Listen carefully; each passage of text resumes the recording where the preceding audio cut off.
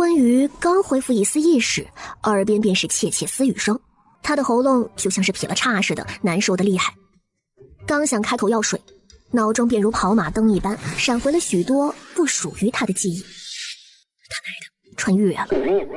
从碎片般的记忆里可以得知，原身也叫温瑜，是大圣王朝的端阳长公主，当朝圣上一母同胞的亲姐姐，地位尊崇，身份高贵。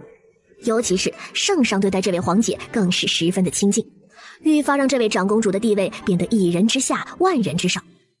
可这位长公主做的事儿吧，却一点也不符合她的人设，是京都出了名的无脑草包、美丽废物，就连五品官员家的千金、学识眼界都吊打她堂堂长公主。后来更是痴迷上了权臣林玉之，每天都在上朝下朝的路上围追堵截她，就算被各种花式拒绝也不放弃。还当着满朝文武放话说一定会追到林玉之，和他一生一世一双人。2个月前，原主因为嫉妒林玉之的青梅和他走得近，便故意与他作对，结果找茬不成，自己反而失足落入了冬日的冰湖中，干净利落的死翘翘了。再一睁眼，心子就换成了穿越而来的温瑜。了解了大概的情况之后，温瑜的评价是：姐妹，路走窄了，这都是一人之下的长公主了，竟然放弃一整片森林，吊死在一棵歪脖子树上，难道不是随心所欲，想收几个收几个？哼！长公主是不是动了？你眼花了吧？谁？醒了，这就叫太医，快去丞相府，紧急传声了，快去通知宫里。不是，怎么没人管管我呀？这长公主的头衔这么水吗？这时一阵脚步声响起，4个侍女围了上来，探着头泪眼汪汪地喊道：长公主，您终于醒了！长公主，您终于醒了！公主，喝点水润润嗓子吧。公主，奴婢已经派人去通知丞相府了。公主，您现在这副憔悴的模样，丞相看了一定会心疼的。公主，您放心吧，丞相最后一定会被您的痴情所感动，心甘情愿地为您倾倒。公主，等丞相来了，公主您就保持这副样子，一定能打动他。唉，大帅哥进被窝，给姑奶奶整笑了。公主，等会儿丞相一定会来的。他来了能给我增加寿命吗？回应公主，这不能吧？那能让我变得更美吗？公主，您可是圣经最负盛名的美人，还能美到哪儿去？那能让我暴富躺平吗？您已经是长公主了呀。既然都不能，那他来不来关我什么事儿呢？禀报公主，丞相大人求见。让他进来。刚好看看让原主神魂颠倒的男人到底什么样。没一会儿，房门打开，一道颀长的身影穿过屏风缓缓而来。微臣拜见公主。公主，还请您还凌云师一个清白。凌云师？这不是林玉之小青梅的名字吗？什么意思？公主您刚醒，有所不知，您落水昏迷后，圣上大发雷霆，以谋害长公主之罪，将林小姐下了大狱，不日问斩。明天就是问斩之日了。长公主，凌云是一介平民弱女子，不可能有胆子加害公主。所以，微臣想请长公主饶她一命。这个忙我帮了。还请公主移驾，随臣进宫禀明圣上，求一道出狱的圣旨。行，进宫。公主，您昏迷刚刚醒来，外面天冷。微臣备了极其暖和的芙蓉大氅和手炉，马车里也都备好炭火，绝不会使公主受凉。林玉之话都说到了这个份上，还做好了准备，看来对他的小青梅也是真的情深一往。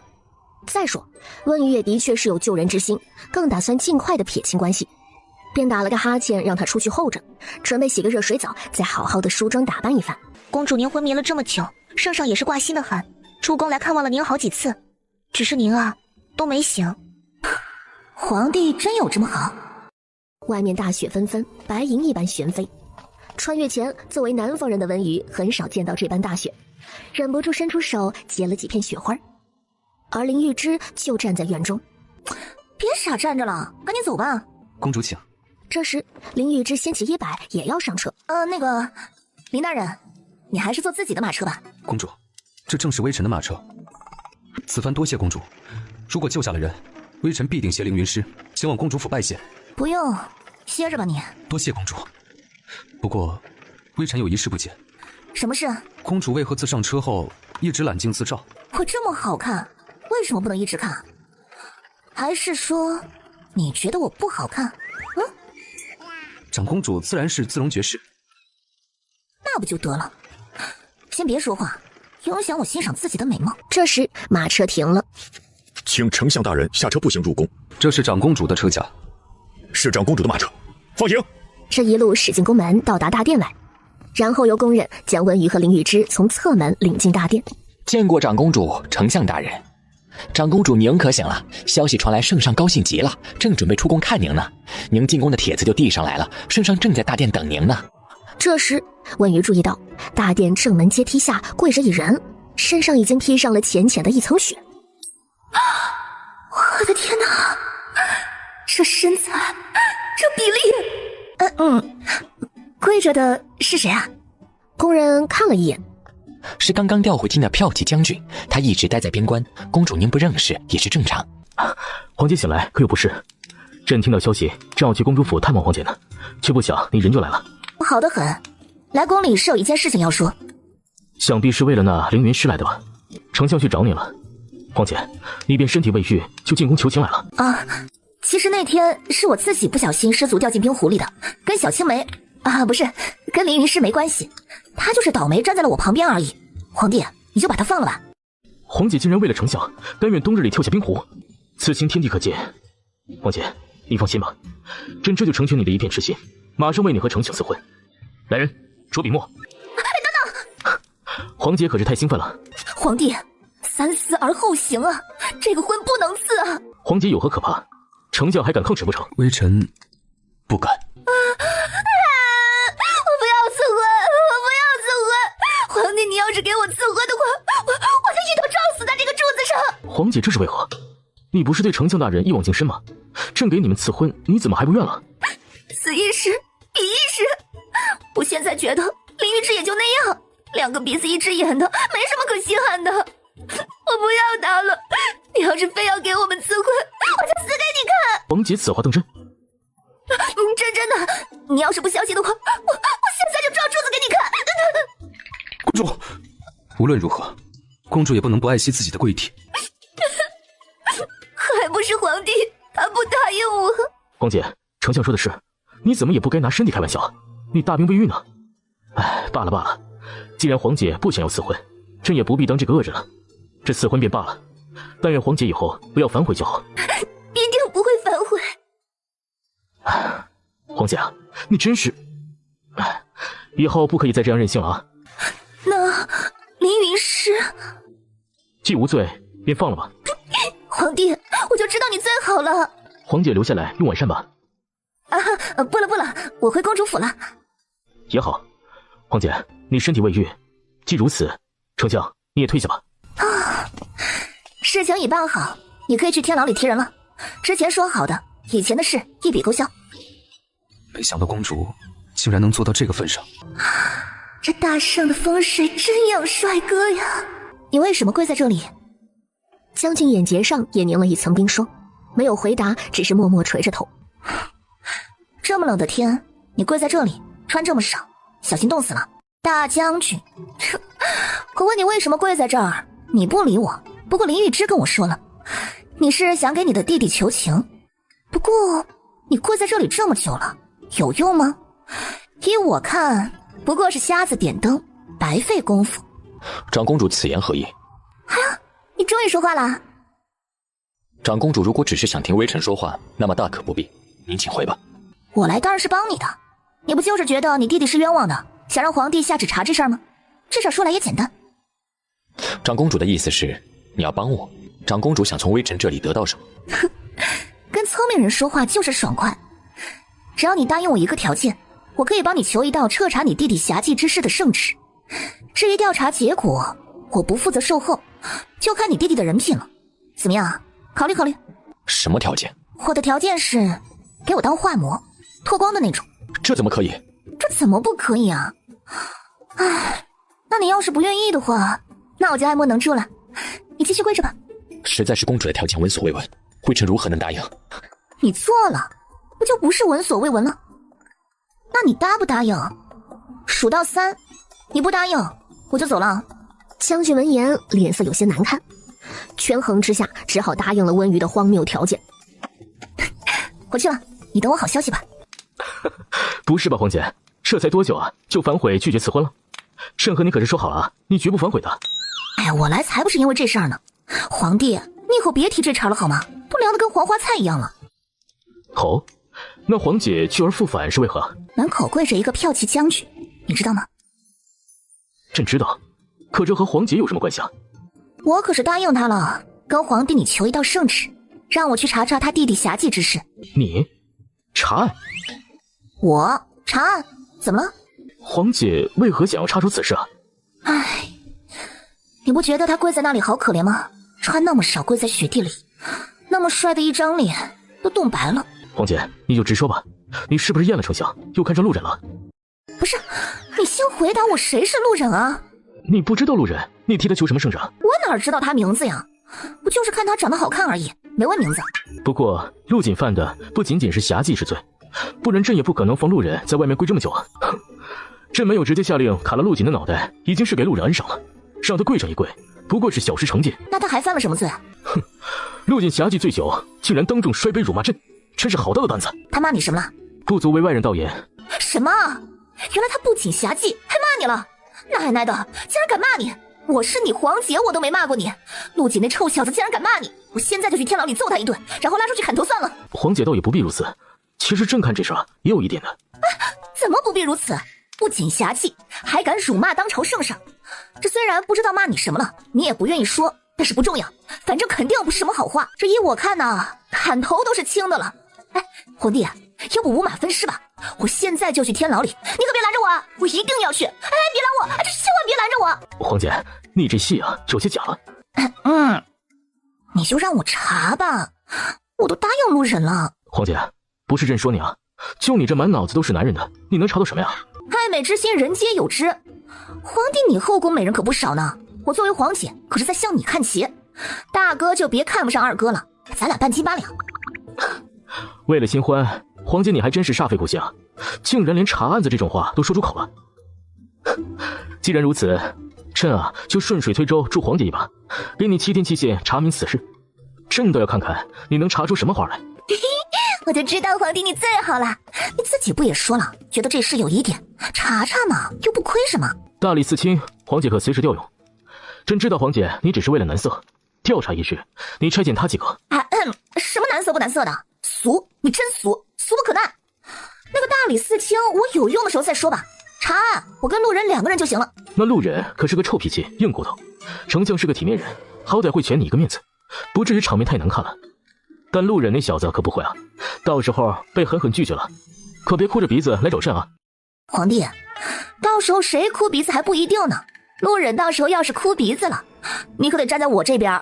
我拿到了，你答应我的条件可别忘了。多谢长公主。走吧，路人，查案。皇帝说了，这个案子让我查，7天期限。既然是你弟弟的案子，你就跟在我身后帮帮忙吧。什么？你查？理应交给大理寺。我查和不给查，你选哪个？但凭公主差遣。你可真倔，不拿你弟弟出来还不行了。你干嘛这个样子？明明是谈好的条件啊，弄得我像是强抢你回府当面首一样。你摸着你的良心说，我好像没对你上下其手吧？上下其手不是这么用的。是吗？是，上下其手的示意是玩弄手段，串通作弊。对，就你懂，你是懂王。长公主要带微臣去哪儿？哼，你可真能憋，我以为你不问了呢。当然是去天牢了，我也想见识见识你那侠妓的弟弟。陆锦不会侠妓。知人知面不知心，你当哥哥的也不一定就了解你弟弟。陆锦品性纯良，绝不可能侠妓。我瞎说的行了吧？不侠妓就不侠妓吧，反正也不只是侠妓。什么意思？还请长公主明示。我好看吗？你回答了我就明示你。好看。怎么感觉不太情愿啊？这是真心话吗？自然。那就写个800字小作文，夸夸我的美貌吧。长公主国色天香，貌美绝伦。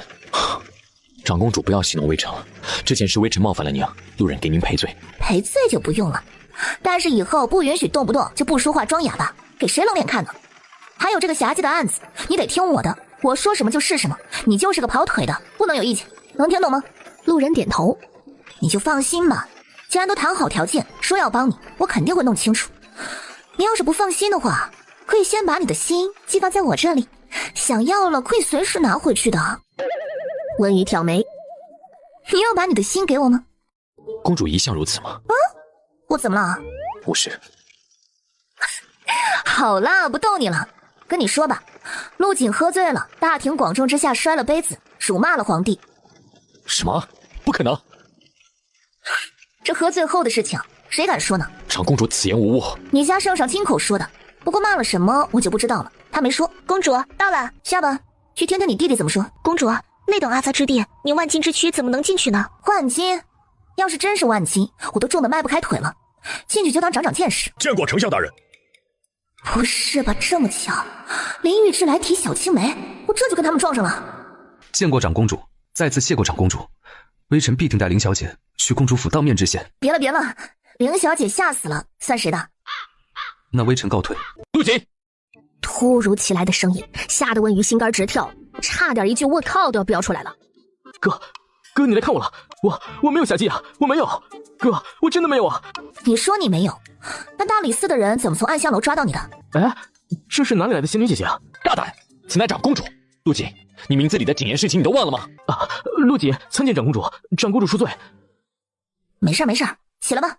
你夸我好看，怎么会有罪呢？你可比你哥会说话多了，一见面就叫我仙女姐姐。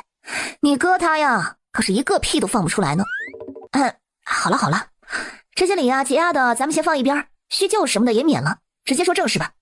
你说你没侠妓，可是为什么出现在了暗香楼里，还被大理寺抓了？我喝多了，我什么都不知道啊。所以你骂了圣上，你也不记得了？什么骂圣上啊？我没有啊，怎么可能呢？我怎么可能骂圣上啊？我们一家对圣上是忠心耿耿啊。那你还不说实话？我的确去了暗香楼。你自己去的？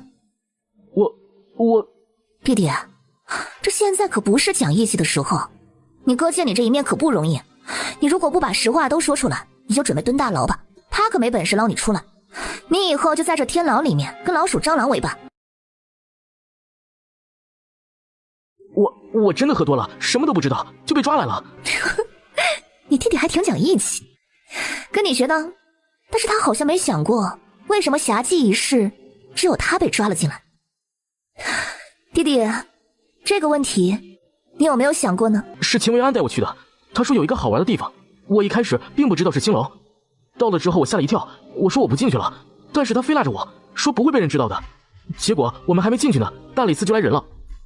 长公主，我没有侠妓，更别说是骂圣上了，我又不是疯了。你这顶多算侠妓未遂。秦维安是谁？他是我最好的朋友，是礼部侍郎家的公子。路人，让你弟弟交点像样的朋友吧，乖乖的小朋友都被带坏了。这天牢还真是黑啊，不止黑还臭，对比一下现代的监狱，简直就是超级豪华套间。长公主相信臣弟的话，信与不信皆在我一念之间。你说你弟弟的名字是谨言慎行，那你呢？你为什么是忍？这与查案无关吧？这人可真无趣，要不是为了条件，我才懒得理你这种木头。明明是双方同意，却总是摆出一副我强迫你的样子。唉，无聊，实在是无聊。我爹是跟着先帝打下大圣江山的老人，因为和前朝一些老友有书信往来，被诬告有反信。当时我刚出生，爹被下了大牢，为表忠心，他留下血书一封，血溅天牢。之后先帝替我爹平反了，还被追封为池中侯。近些年也没有人会再提这件事。温瑜有些来气，他最见不得这种杀功臣的皇帝了。那人也死了呀，这是听着就令人生气。不对，那你弟弟不是你爹的？他是我娘在雪地里捡来的。温瑜惊讶道：真是好人呐。他原本以为身为长公主，听到这件往事会不以为然，却不想他的态度是如此真实的惋惜与愤怒。他能感受到他不是装的。所以你的忍是隐忍，忍耐的意思。你要隐忍什么？杀父之仇？不是坚忍，坚忍乃坚毅有韧性，这是爹娘对我的期许，也是我对自己的勉励。哼，不错不错，好名字，很符合你将军的身份。你看我叫温瑜，瑜就是漂亮、聪慧、美丽、大方。是不是？是不是名如其人？简直不能再贴切了。我就从来没见过这么符合这个名字的人。说着又拿出镜子照了起来。路人无语凝噎。啊，你怎么不说话了？你不这么认为吗？我不美吗？公主说什么都对。长公主的马车到了侍郎府，惊动了全府的人，连老太太都被搀扶着出来行礼。得知温瑜是来找公子的，一时都面面相觑。啊，回长公主，我家大人携公子应邀去丞相府了，归期不定啊。算了，打道回府吧，明天再说。明天？今天不查了？明天再来问吧。公主在怕什么？温瑜一头雾水。什么？我没怕呀。公主一听到丞相就缩回了马车。丞相有那么可怕吗？哎，你不懂，我这是要跟他划清界限，尽量能不接触就不接触。不过转念一想，对呀，有必要吗？倒显得他怕淋雨之似的。去丞相府。问得好啊，问得好，令我茅塞顿开。赏，大大的赏，这块糕点就赏给你了。不必。要算了，你不吃我自己吃。您吃吧，我不吃。谈话间，马车缓缓驶向丞相府。见过长公主大驾，小人这就去通禀丞相大人。不用了，不是来找他的。礼部侍郎是不是在林玉之这里？回禀长公主，礼部侍郎大人的确在。起来吧，不用通禀了，直接带我进去。唉，这天牢离丞相府还真是挺远的。路人，走吧。路人这才探出身，下了马车。公主，你的铜镜、命根子是我放在马车上备用的，你放回去吧。你都说了是命根子，我不得多准备几个？公主乐意就行，是微臣多此一举了。没有，贴心的很，实乃大进步。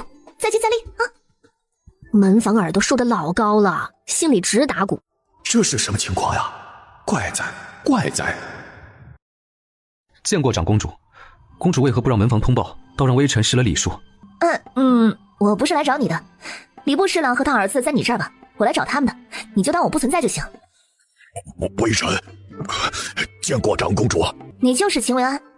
臭小子，还不回长公主的话？回长公主，我就是秦维安。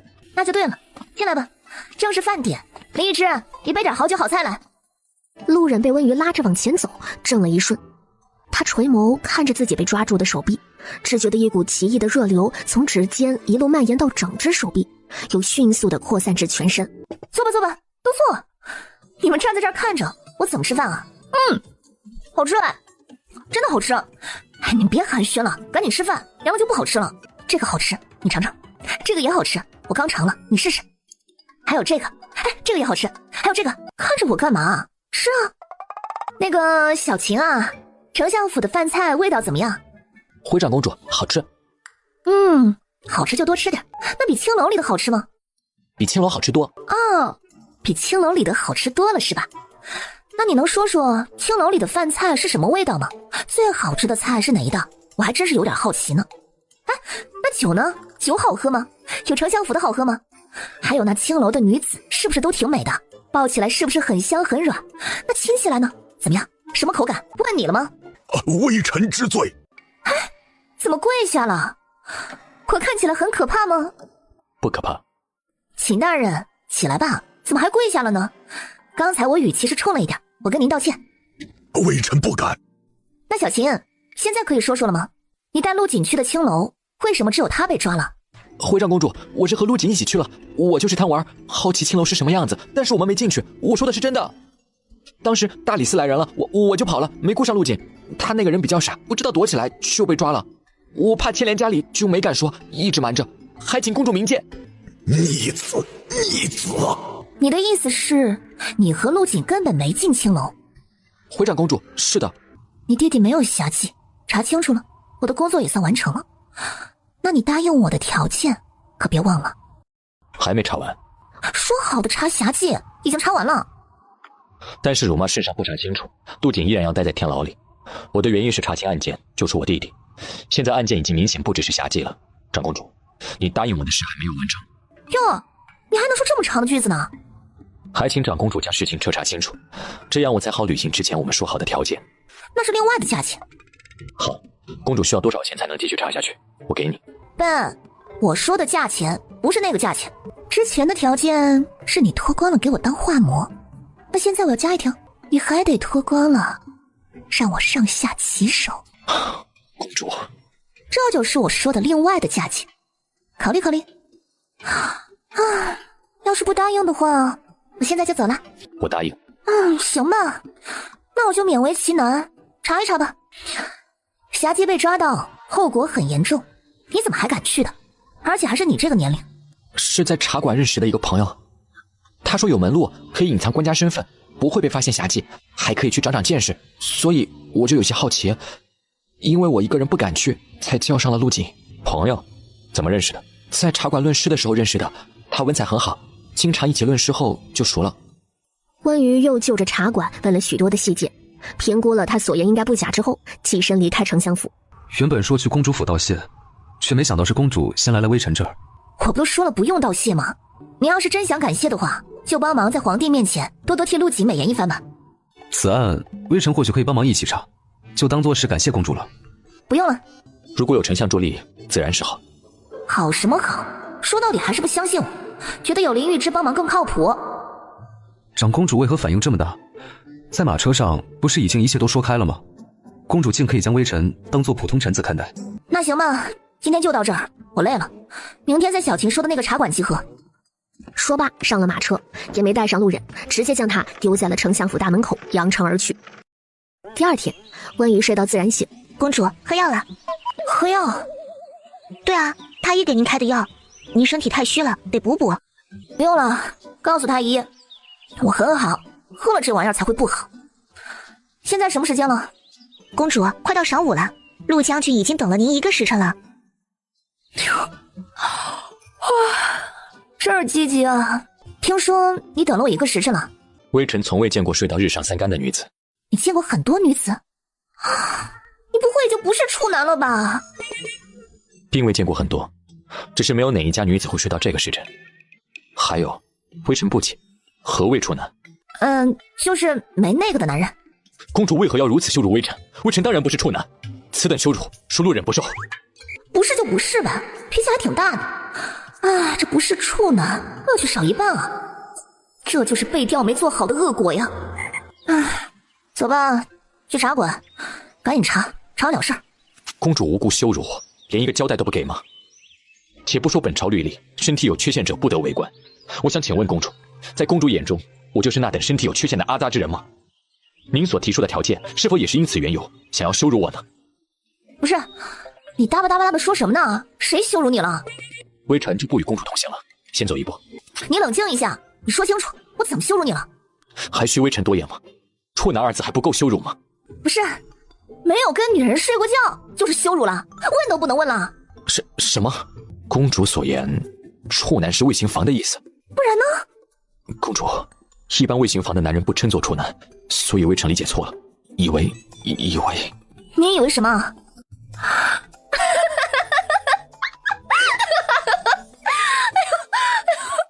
不行，我再笑会儿。路人，你脑袋瓜子里在想什么呀？你怎么会想到小鸡鸡上去啊？路人没有再多嘴问小吉吉是什么，猜也猜得到了。所以你是处男？走，去茶馆，一定要查他个水落石出。怎么这么多人？3年1次的春闱就要开始了，这些估计都是各地赶来府申请参加科考的学子。微臣见过长公主。你什么时候来的？前脚刚到。这时堂下突然传来喧哗声，3人朝下看去，只见茶馆里不知何时来了一位书生。如果你真的能对出来，100两给你又何妨？不过丑话说在前头啊，这对子挂在牌前已月余，还无人能对，也有应对者，不是失了意境，就是失了平仄。既然这位公子如此自信，来啊，小二，笔墨伺候，也请在场的各位公子长长眼，瞧瞧对的如何？您请。是说门口挂着的那个对子，江山原不老，未雪白头。我还以为是这茶馆年久失修，牌子掉了一半呢，原来是要找人对啊。公主可能对此不甚了解，牌前对子只挂一半，另一半等人来对，已是约定俗成的雅事，只要100两，并不算多。这对子很难吗？难也不难。绝呀！意境平仄皆有，对得好，对的实在是好啊！青山原不老，未雪白头，绿水本无忧，迎风照面。好一句绿水本无忧，阴风皱面，对得好，对得好。献丑了。这对没对上，你们说的都不算，得出对子的人说了才算。听说有人对上了小爷的对子，正是在下。绿水本无忧，阴风皱面，也不怎么样啊。一个个的我还以为有多绝，不过如此。小爷我不满意你对的，您请吧。既然挂了对的，这位公子又对上了，这100两自当双手奉上。但现在这般作为，实在有损论文茶馆的名声。我出的对子我不满意，能奈我何？而且穿得这么穷酸，就是冲着这100两来的吧？功利心实在是重。来人，将这个对子的人赶出去，以后不许他再进来。真是什么人都能来对子，晦气！无需劳动大家，在下自行出去。原来是个病秧子，赶紧赶出去！住手！你还好吧？在下无事，多谢小姐出言相助。你放心，这100两是你该得的，我替你拿回来。好大的口气！敢问是哪家小姐出现在这论文茶馆？莫不是想上演一出闻香记？我是你爹。你好大的胆子！你知不知道我爹是谁？来人，给我掌嘴！此事因我而起，不要迁怒这位小姐。英雄救美，你也不看看你是个什么东西，敢在老子面前大放厥词！既然你都要求了，来人，给我打烂他的嘴！等等，你跟谁在这里称老子？你算老几？这圣京城里有谁不知道小爷我罗京的名号？当然，这群上京赶考的穷书生不算，没一个对得上老子的对子。罗京，没听过。没听过？没关系，过了今天你就听过了。而且以后你听到老子的名号都会绕道走，惹我罗京，在圣京可不是明智的举动。原来是坨大便啊！人都怕沾上，所以听到你的名号要绕道走。你牙尖嘴利，看小爷我今天不拔了你的牙！你站在这干什么？上，打死无论！等等，你看，先不着急动手，说来说去不就是为了100两吗？我这里有直接挣好几百两的买卖，你要不要听听？你看不上这位公子的对子，想必你的对子造诣一定很高吧？这样吧，我这里有一些对子，如果你对上了，每对上一个给你100两，怎么样？玩不玩？对出一个100两？对。论对子，老子还没怕过谁。上京城里谁不知道我罗京对子厉害？这不是给爷送钱吗？好，小爷陪你玩了。不过到时候你要拿不出银子，我可就新账旧账一起算了。听好了，我的上联是日月阴阳耳。这有何难？我对上下忐忑心。如何？天对地，雨对风，大陆对长空，山花对海树，赤日对苍穹。河对汉，绿对红，雨波对雷公，烟雨对雪洞，月殿对天宫。这位小姐，200两啊！别急，还有呢。望江楼，望江流，望江楼上望江流，江楼千古，江流千古。有意思。印月景，印月影，印月景中印月影，月景万年，月影万年。好，对得好。300两啊，可还有对啊？自然是有。听好了，神仙撒尿，一潭圣水；妖怪放屁，一阵邪风。怎么了？怎么都不说话了？对不出来？不堪为对。唉，那好吧，既然你欣赏不了这种，那我们来点文雅的。上联是在上不是南北，在下不是东西。哎，来鼓掌，都鼓掌！第一次看见骂自己不是东西的人，还都鼓掌啊！臭娘们，你找死！却又在下一秒突然惨叫一声，一把捂住了自己的嘴巴，一股股鲜血顺着他的指缝流了出来。妙啊，这报应来的也太快了！100两拿来，这事儿我也就算过去了。你会武功，而且是高手。推对子的100两，再加100两，买你下半辈子当男人的资格，一共200两，划算吗？你说什么？这女人什么意思？她难道还敢？她可能还真敢。200两，我给了。早言而有信不就好了？这位公子，走吧。而温瑜带着书生来到了墙角下，转身将银票递给他。200两，多出来的100两，当做你的精神损失费。精神损失费？精神损失，就是说因为你的人身权益遭受侵害，然后赔偿给你的费用，反正你拿了就是了。这精神损失费倒是有意思，不过不必了，这200两银票是小姐拿到的，自然是你的。你都穿一身的补丁了，还没钱看病，病到弱不禁风，一推就倒，现在有钱还不要，我看你也不傻，怎么一开口净说傻话？倒也不是，只是别人不愿给的，我便也不需要了。拿了钱，找个好大夫看看病。你这咳的，听得我都沸腾。书生望着温瑜潇洒转身离开的背影，微微扬起唇角。在下岳凌风，敢问小姐芳名？我叫雷锋，有缘再见。公主可玩够了？你这话说的，我明明干的是正经事，是你出的手吧？我能学武功吗？我是10级腰间盘突出加坐骨神经痛。恕微臣直言，公主没有学武的天赋，不过强身健体是可以的。那算了，我浑身伤残，不能瞎折腾，还是退堂鼓10级艺术家，我坚持不了的。丞相大人统领百官，麻烦你跟那个坑爹货的爹说一声，好好管管他儿子，再给我贴脸输出，我就让他断子绝孙。公主倒是替那书生想的周全。那是自然，不能我帮了他拿了银子，还给人招了祸是吧？我们去下一个地方。敢问公主去哪儿？到了就知道了。安静，我眯一会儿，到了叫我。公主，2位大人到了。有点硬，下来吧。到了。长公主，你要进去？这不是很明显吗？不可。有什么不行的？查案而已。您是长公主，怎么能进这种地方？我不入地狱，谁入地狱？路人知道这个青楼温瑜是非进不可了。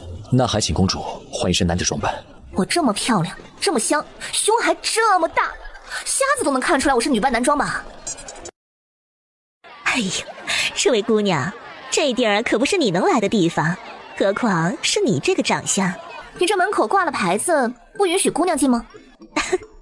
那倒没有，只是这青楼除了男人，哪有女人来呀？这2个都是家里非要给我纳的小妾，实在是太硬了，我不喜欢，所以我想让他们来这里学学怎么变得香香软软的。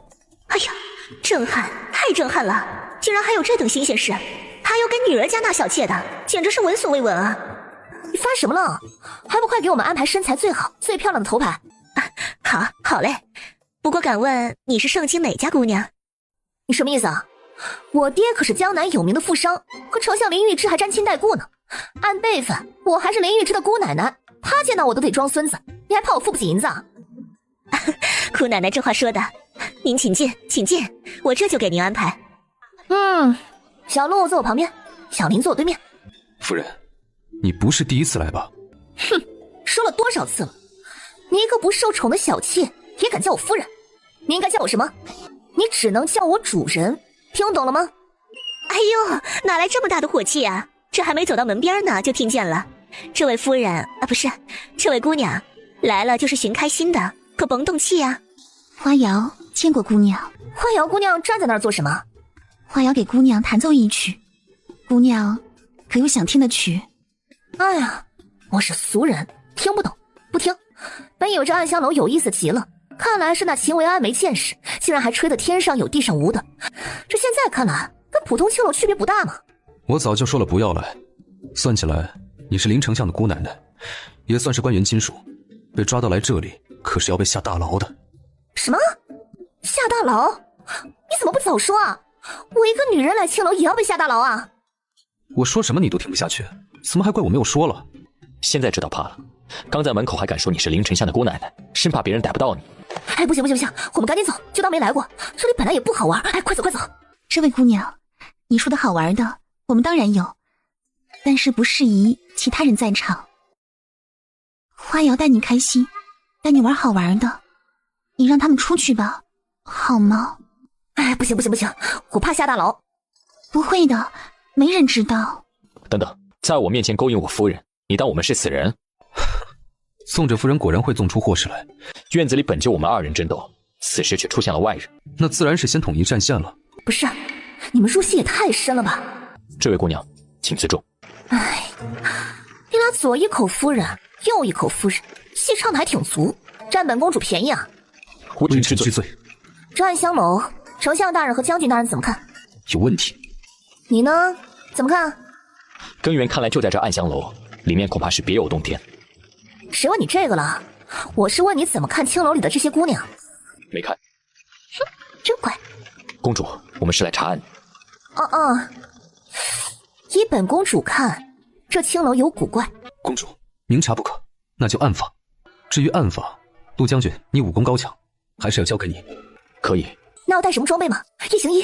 公主，你不会武功，暗访讲究的是悄无声息，你还是留下带消息吧。你可是嫌犯的哥哥，怎么能放你一个人去？假如就沆瀣一气呢？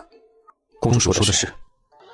刚刚那3人的马车果然进了丞相府后门，看来所言不假，和丞相是沾亲带故的。我都表现出了这里的有所不同，他还急着走，怕下大牢，看来的确是听了推荐单出来玩的。和铁桶一般的丞相府沾着亲，倒是个突破口，可以从他身上捞点消息。真的不用换夜行衣吗？不用。你怎么这么自信？被发现了怎么办？不会被发现。你们还得带着我吗？我又不会武功，假如我不小心弄出什么动静。公主，原来你知道你会拖后腿啊。看温瑜吃瘪，路人微微的勾了勾唇角，轻轻一个跳跃，悄无声息的上了房顶。穿越到这个世界，还是第一次看见轻功这个东西，不好奇、不惊讶、不羡慕是不可能的。温瑜想了想，十分干脆地离开了暗香楼，准备回马车上。一道身影吸引住了他的注意。画得真好啊，这画怎么卖？小姐，真巧啊。你认识我？为何不认识啊？小姐不过是将帷帽摘去罢了。这画摊的摊主啊，正是论文茶馆对对子的书生岳凌风。你怎么在这里卖起画了？200两不够用。小姐，在下只当你是授我以鱼，而不是授我以渔，我便用银子置办了这画摊。你这思想觉悟可真是高啊！这幅多少钱？3文钱，小姐喜欢的话，便赠与你。3文，这么便宜啊？你画得这么好。温瑜挑了3幅自己最喜欢的，往摊上放了10两银子，随后便转身离去。小姐，给多了，3幅画11文钱，明码标价，绝不多取。就当投资你了。我觉得你的画以后一定会很值钱，可能有钱都买不到呢。但是小姐，他们现在只值11文啊。价值是人赋予的，我觉得你的画值。你要是真觉得我亏了，这样吧，你答应我做一件事，不可以拒绝的那种。小姐所言何事啊？我还没想好，我想好了再告诉你吧。但是如果我说出来之后，你不可以拒绝我，你同意吗？那如果小姐让我去杀人？那不会的，绝不是违法犯罪的事。好，我答应小姐，以后我会每日在这里卖画。小姐如果想好了，可以来此地找我。好，这笔买卖值。公主，不是让你在马车上吗？刚才在马车上没看见你，你的侍女又说你没回去。你什么？你把我丢在那自己跑了，我不能自由活动啊！你还有理了，还来跟我兴师问罪，谁给你的胆子？此事是微臣的疏忽，公主怎么责罚微臣都可以。怎么责罚你都可以，真的？这话我可是记下了。你看我不在，是不是很着急？自然。你很紧张啊？微臣将公主弄丢是死罪，满门抄斩，微臣自然着急紧张。探访查到什么了？查到了一些，微臣需要立刻进攻平民身上。怎么就直接跳过我了？你把我当空气啊？哎，公主，不是微臣不说，只是此事涉及到机密钥匙，你最好不要知情。我只是个草包公主，你去找皇帝吧。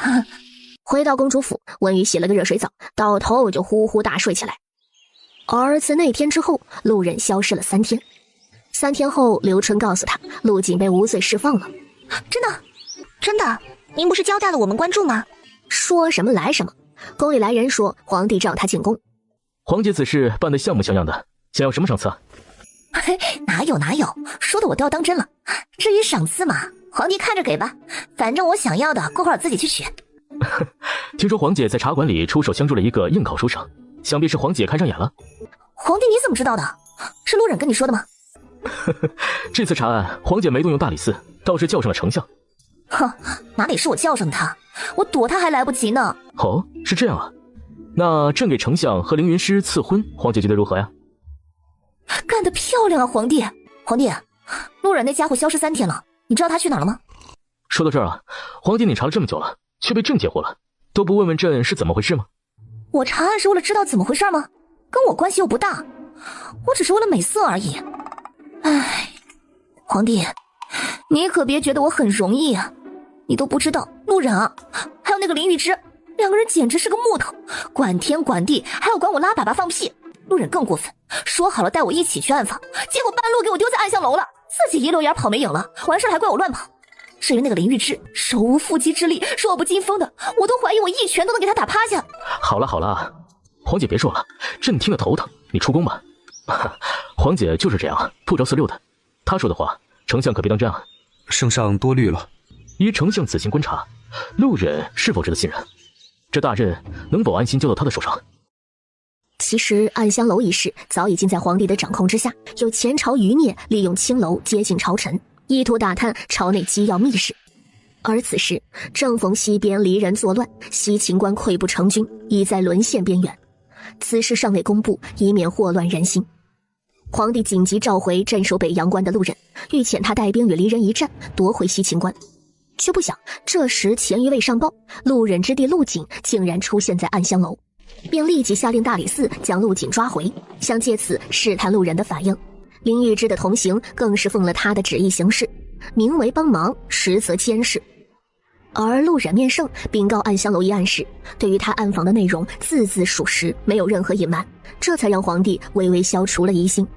微臣所观，陆将军并无任何不妥，忠心可见。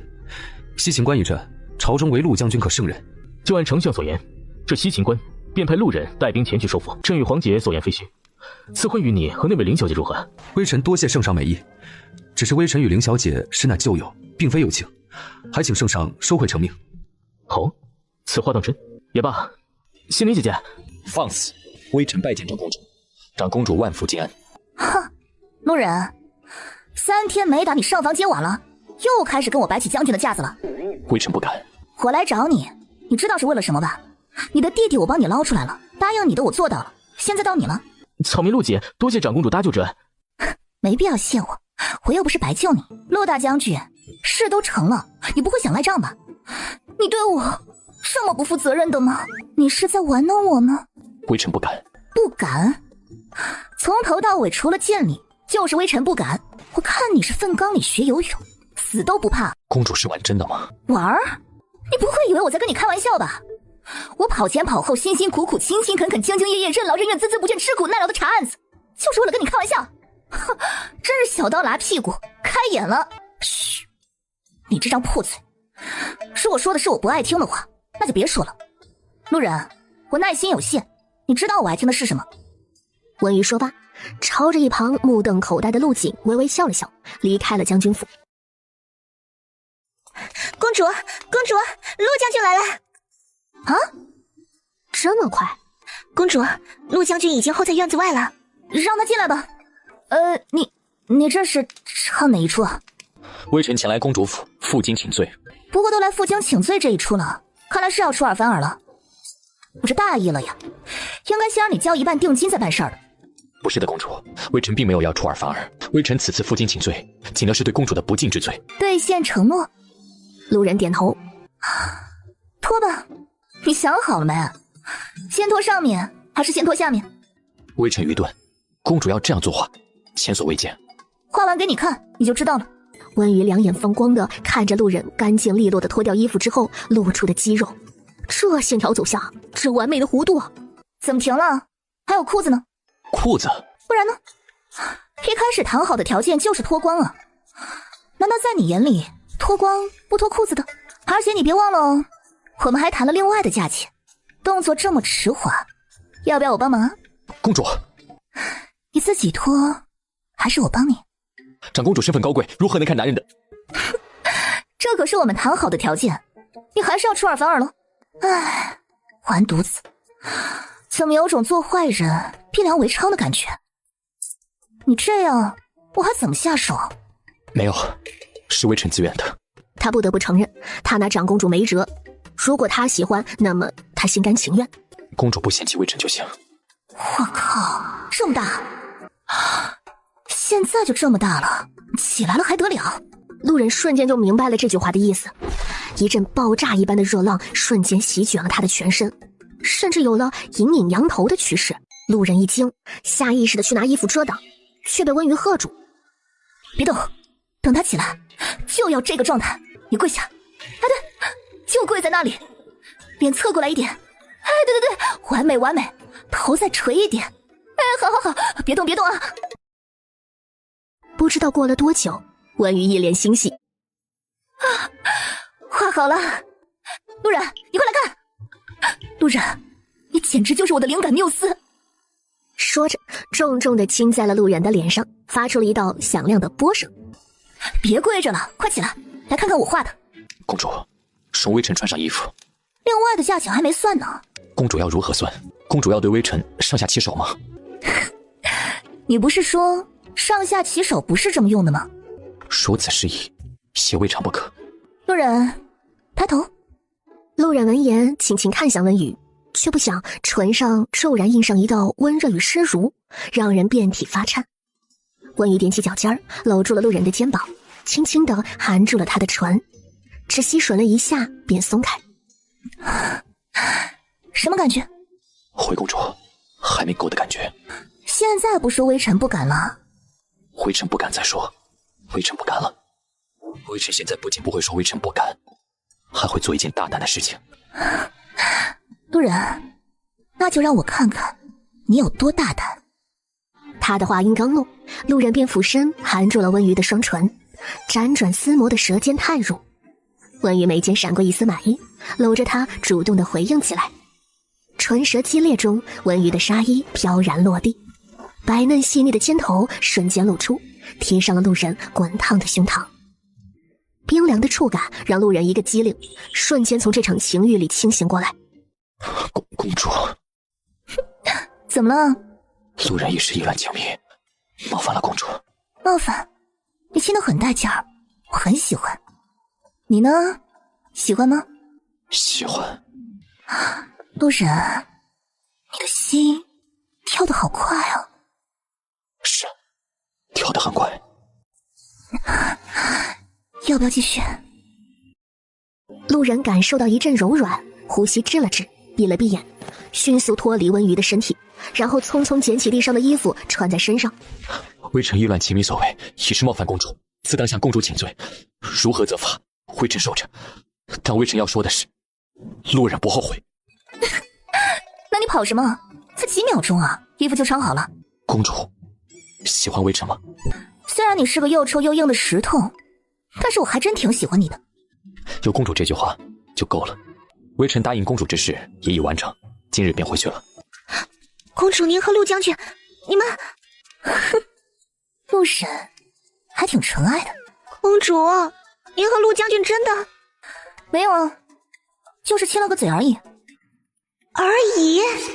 刘纯心态崩了，温瑜叹了口气，起身走向画架。就叫你赴美请罪图吧。圣上，陆将军到了。微臣路人拜见圣上。陆将军请起，朕召见陆将军是有要事相商。朕欲遣你率兵夺回西秦关，你意如何？微臣自当受命。好，果然只有陆将军才能替朕分忧啊。待陆将军凯旋，朕替你大摆庆功宴，论功行赏。圣上，微臣不要别的赏赐，待夺回西秦关，路人只想求一道赐婚的圣旨。啊，是哪位官家小姐请入了你的眼啊？想必有过人之处啊。待微臣归来再告知圣上，此战必胜，还请圣上同意。朕允了。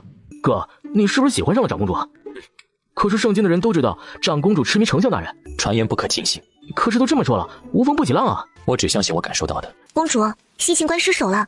昨天圣上召集了所有大臣，在洪德殿商议了一整夜。陆将军要带兵前往西秦关了。你消息还真灵通。要说朝中带兵打仗第一人，那还得是陆将军。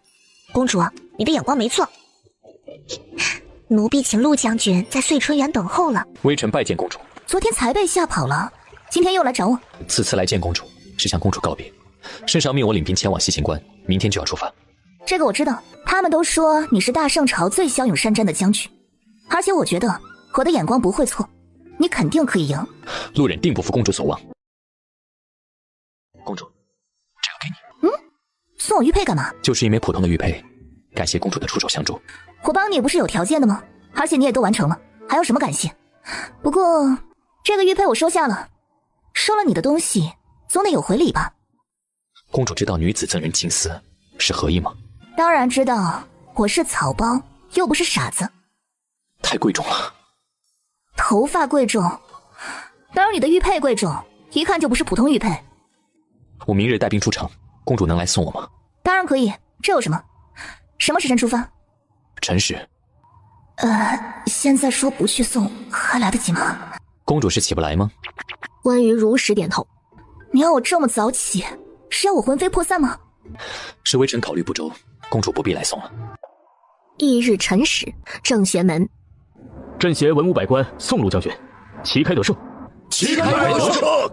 路人捂住心口，朗声道：“路人定不负众望。”这时，一个不大不小的雪球不知从哪儿飞来，打在了路人的小腿上。披着大氅的文娱就站在城楼上，懒懒地打着哈欠，似乎还没有睡醒。旗开得胜，我的陆将军。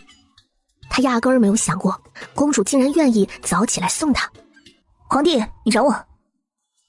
皇姐啊，你别霍霍路人了，他已经有心上人了。他跟你说的？对啊。皇帝顿时觉得皇姐有些可怜，看上了2个男人，结果都有心仪之人，也太惨了。哎，皇姐，要不你再换个目标吧？这可是你说的，让我换个目标。皇姐愿意？哎，皇帝你都穷我了，作为皇姐，我当然会满足了。你也说了，路人有心上人了，既然如此，那我就换个目标吧。皇姐大善。虽然他的确挺喜欢路人的，但是怎奈皇帝如此要求，那他就只好勉为其难的同意了。回府睡回笼觉。公主的情路为何如此坎坷？关羽靠在小榻上，悠悠闲闲地嗑着瓜子儿，听着刘东给他读话本子。只是这剧情怎么有点耳熟啊？闻香记。走，出门逛街。公主，现在？对。关羽带着刘春朝着记忆中的摊位走去，却不想没见到那人，位置也被卖糖人的小贩给占据了。这位大叔，请问一下，之前在这里摆摊卖画的书生去哪儿了？这位小姐，你找他呀？他呀被人打了，在家养伤呢。我原本不在这儿摆，是他拜托我帮他看中了这个位置的。说要等人，难道等的就是小姐你啊？被人打了？怎么回事？被打还能怎么回事啊？倒霉摊上事儿了呗。临安街口有家猪肉铺，知道吧？猪肉佬的媳妇儿没事就跑来这画摊看画，他觉得自己被戴绿帽子了，觉得是岳公子勾引他老婆，对他老婆图谋不轨，然后呀就跑来这儿理论，让岳公子搬走。本来要是搬走也就算了，谁知道他老婆呀一直拦着猪肉佬的，这还得了呀？伙计们更难了，一怒之下就砸了摊子，将岳公子打了一顿。动手之后啊，猪肉佬的老婆当众说要和他和离，还说要去照顾岳公子。猪肉佬呀气不过，又将人打了一顿，这不到现在还在家里养伤呢。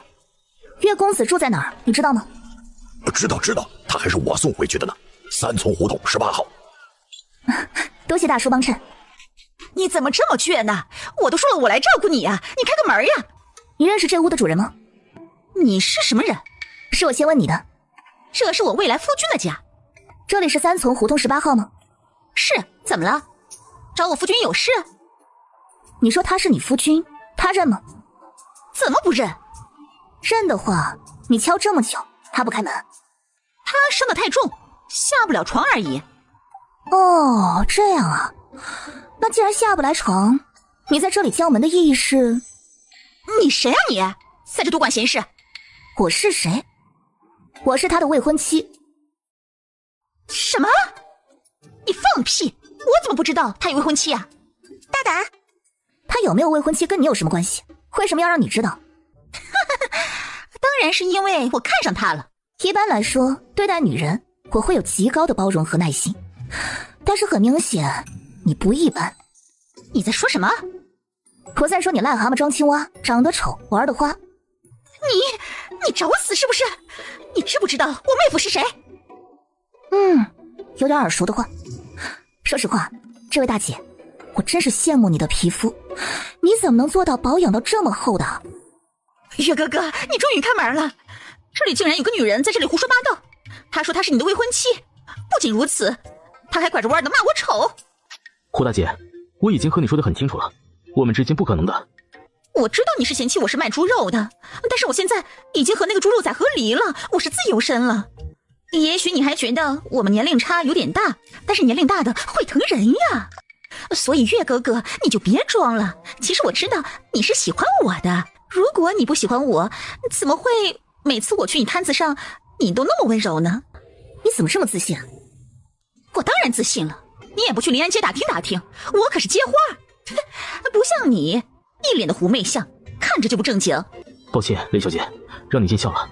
谁是雷小姐？哦，是我自己，雷锋。哎呀，月哥哥，什么叫见笑了？你为什么要和他道歉呀？这个胡大姐，麻烦你照照镜子行吗？岳公子对你和和气气的，是因为人家素质高有涵养，没看不起你个卖猪肉的。但这不是你蹬鼻子上脸的理由，你再来骚扰，小心我报官。报官？你报呀！我妹夫在大理寺里当捕头，报官没用。关羽懒得跟他废话，直接一个眼神示意流动，得到眼神便直接锁住了胡大姐的胳膊，往胡同外扭带而去。能贴身伺候长公主的侍女，没点真功夫可怎么行？雷小姐，胡大姐的妹夫是大理寺的捕头，你不要插手了，免得惹事上身。我要是怕惹事上身，在茶馆的时候我还会帮你。比起捕头，茶馆那位可是翰林院大学士的儿子。是在下多虑了，刚才那位姑娘又将胡大姐带到哪里去啊？当然是大理寺了。不请我进去坐坐？啊，是在下疏忽了，小姐请进。伤得严重吗？哎，小姐都知道了，在下一介书生，实在没有还手之力啊，让小姐见笑了。遇到这种事应该报官啊，因为捕头是他妹夫，所以没报。报过，然后来的是他妹夫。关羽一时失言。刚才在下听到小姐和胡大姐说你是我的未婚妻。是啊，本来是想让他知难而退的，谁知道我还是低估他了。你怎么招惹上他的？不过你这张脸的确招人。啊，小姐说笑了。小姐来寻我，可是想好了要我做什么事吗？没想好，这又不着急，一定要想好了要你做什么才能来找你吗？就不能是因为我想见你？小姐想见我？对啊，就是想见你，这没什么不能说的。小姐为什么想见我？因为你长得好看啊，食色性也。小姐倒是毫不掩饰啊。其实不只是因为你的美色，还因为你的画，我真的觉得你画得很好，有机会你指导指导我。啊，小姐也是善画之人？当然，我看着不像。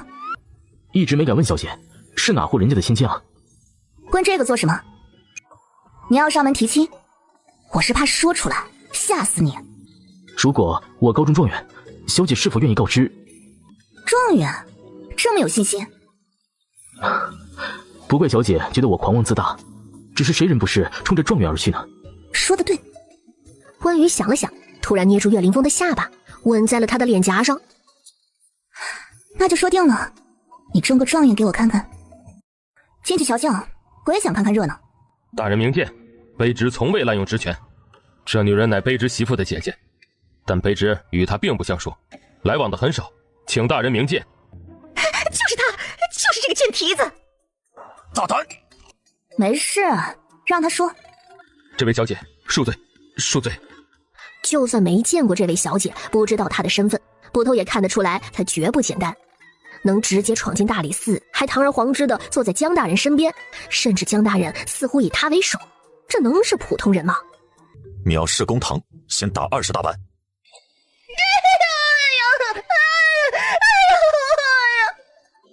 你说岳凌风是你的未婚夫君，有何证明？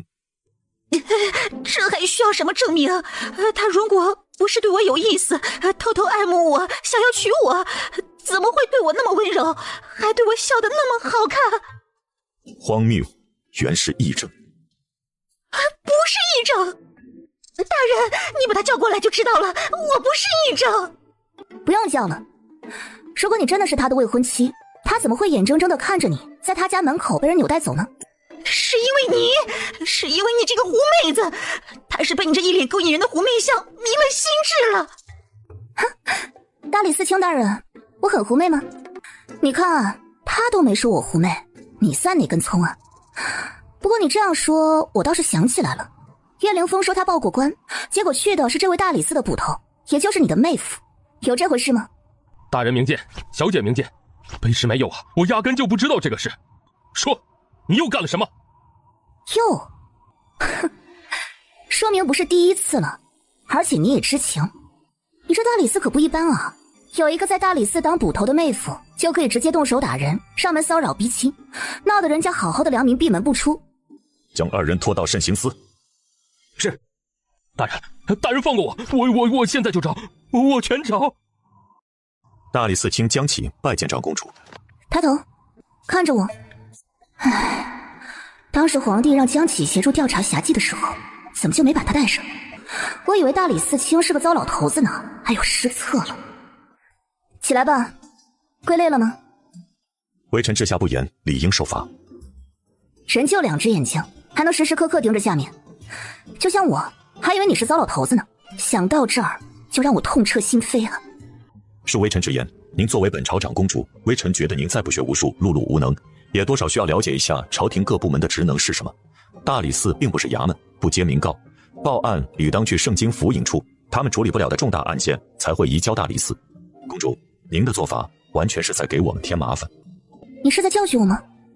是，微臣僭越了，但微臣仍然要说，公主若要治罪，微臣自请到圣上面前裁定。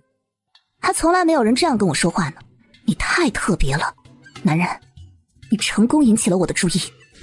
微臣未有此意，微臣只是觉得您作为长公主，应当熟知律法。是吗？我倒是想学，可是我是众所周知的草包，学不会的。如长公主不弃，微臣可斗胆向圣上请旨，做公主的老师。快起来，我怎么会嫌弃你呢？其他人都说我是草包，只有你说我能学会。男人，你又成功引起了我的注意。既然公主同意了，那么微臣这就去向圣上请旨。不急不急，你有心就行了。要不你先带我去慎刑司看看。慎刑司？那里不适合公主。天牢我都去过了，读万卷书不如行万里路，最好的教学就是动起来。公主如若有丝毫不适，要第一时间告诉微臣。话音刚落，温雨的眼睛突然瞪大，上面挂着各种各样狰狞的刑具。公主，慎刑司却不是您可以。这里可真是 SM 的天堂啊！哎，长公主行为作风果然不像一般女子，可以说是方方面面都没有丝毫相同。一般男子见到这些刑具，听到这些刑罚，都会一身恶汗，何况是女子？但长公主却一脸好奇之色，压根看不到任何的惊恐与害怕。看到这些，听到这些，您不会害怕吗？为什么会害怕？你说的这些刑具和刑罚，不是给犯人用的吗？是。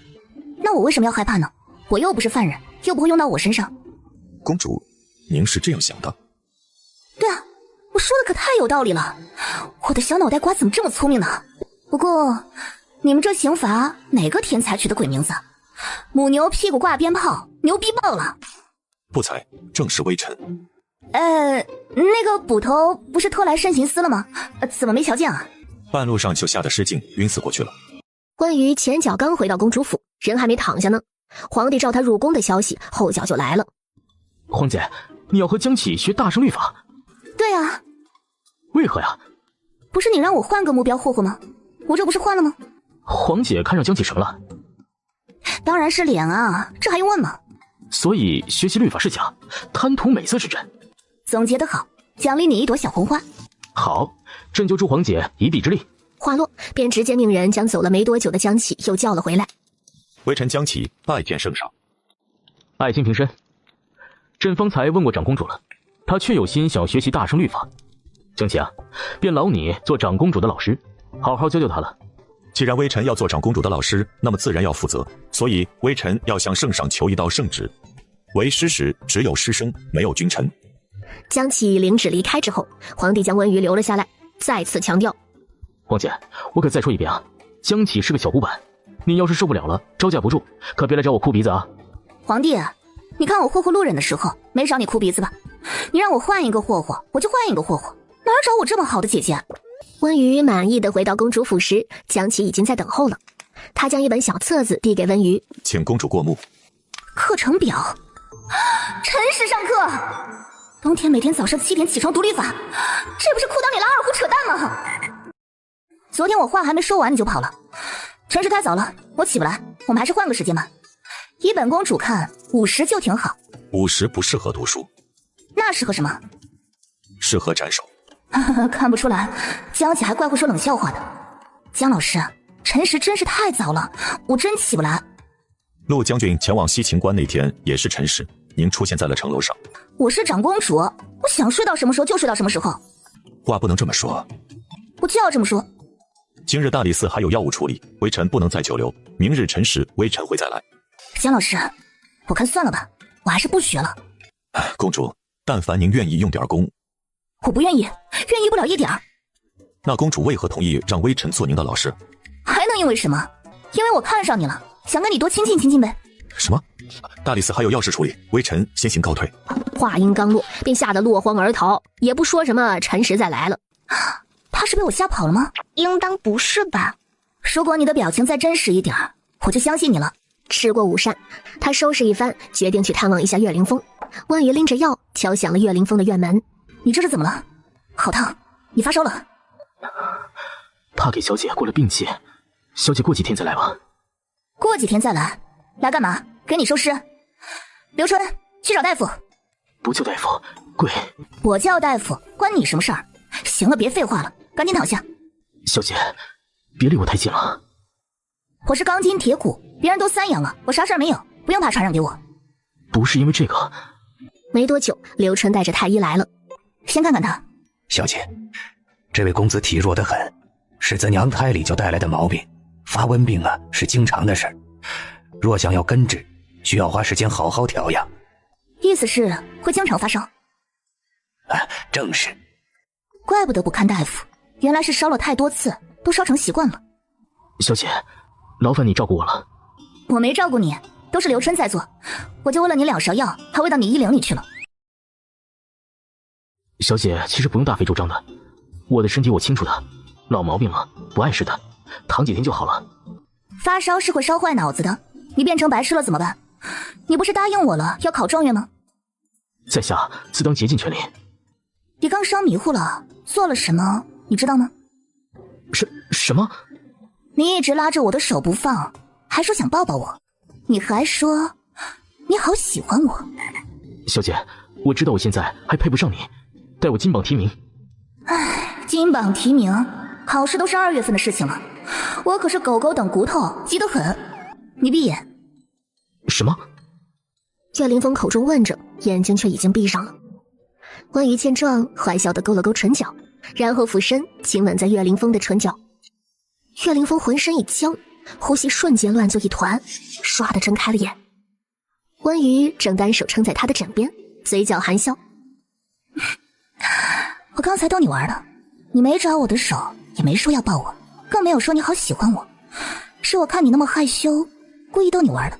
是你逗我玩的，却是我的真心。温瑜点了点头，站起身离开了。等你啊，未来的新科状元。温瑜一回到公主府，刘东便兴奋地向她报告：公主，西秦关大捷，陆将军5天7连夺回3座城池，打得信陵人是落花流水，连滚带爬，身上高兴得不得了，在洪德殿上一直夸陆将军骁勇善战。小母牛踩电线，牛逼带闪电。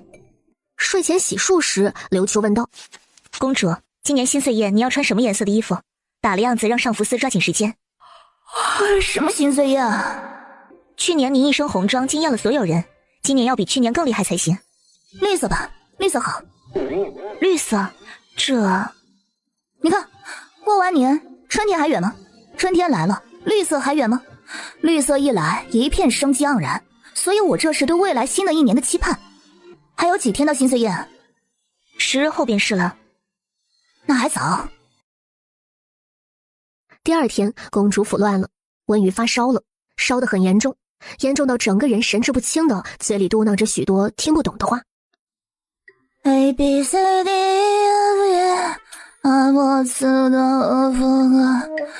Are you? I'm fine, thank you. And you? 太医，您快看看，公主怎么变成这样了？一直在说胡话。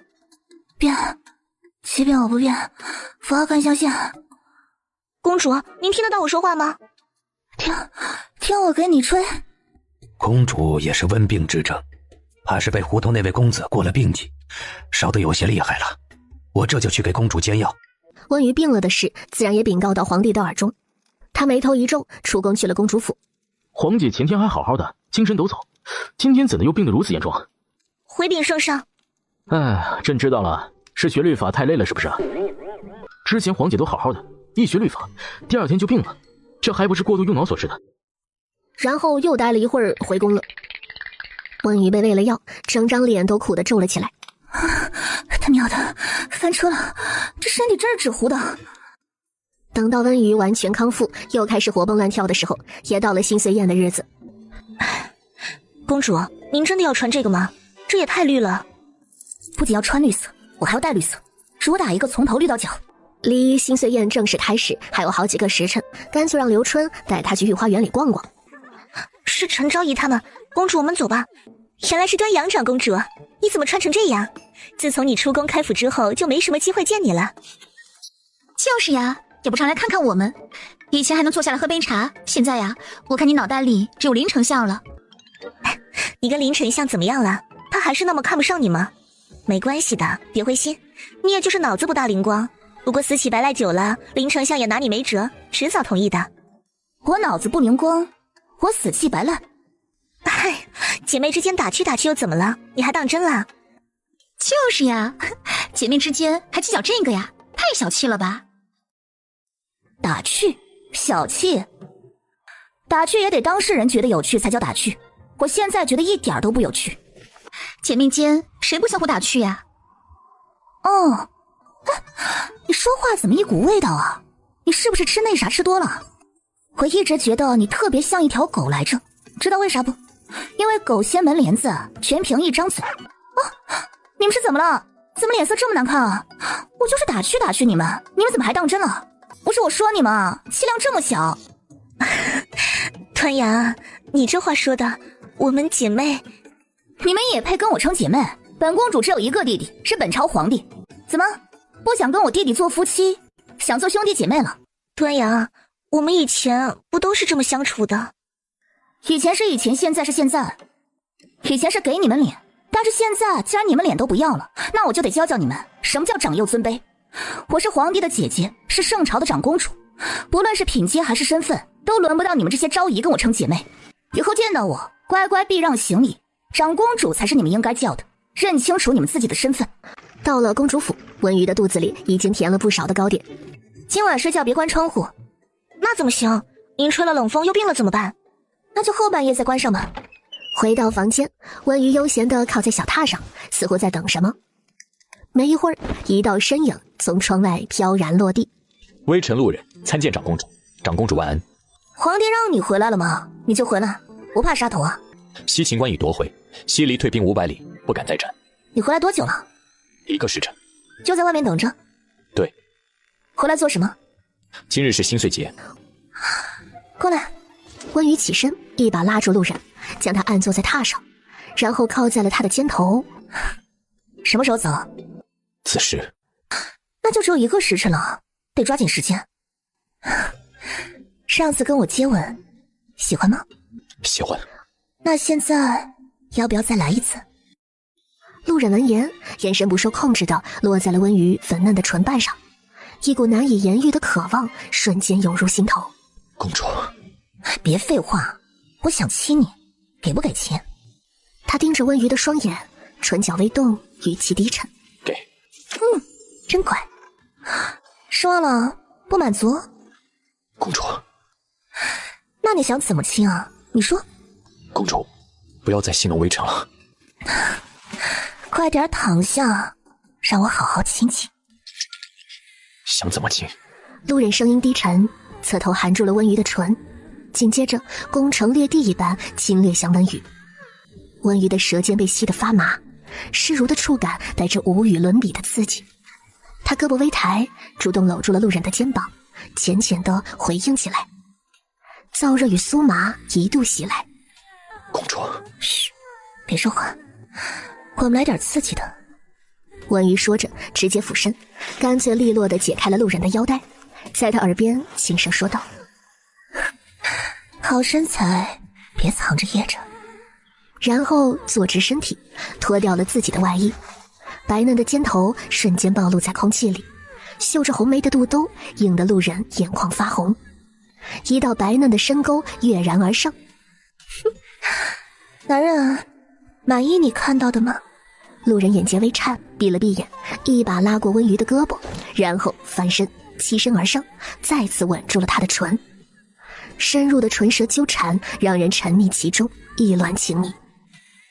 路人闭着眼，唇沉迷地顺着温瑜的耳廓一路吻过脖颈、肩头，带着滚烫的温度来到了他的胸口，落下一个个炽热，手掌也抚上了温瑜裸露的腰际，轻轻地摩挲着。公主要把窗户关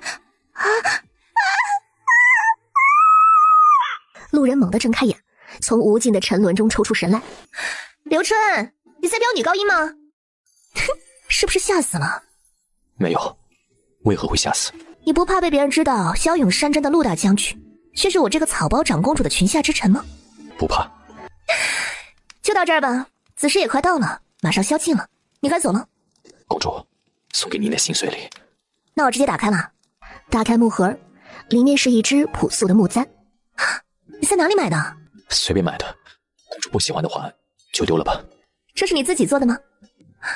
手受伤了，怪不得摸我的时候感觉那么粗糙。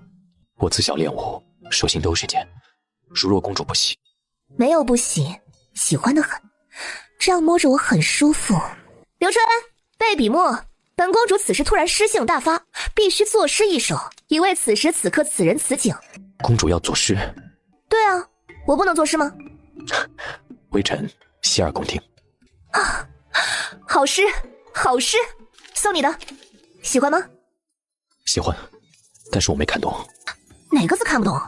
不说话是什么意思啊？他写的是丑了点，但是不至于一个字儿都不认识吧？公主写字大刀阔斧，笔锋独特，化繁为简，所以稍难辨认。那我念给你听。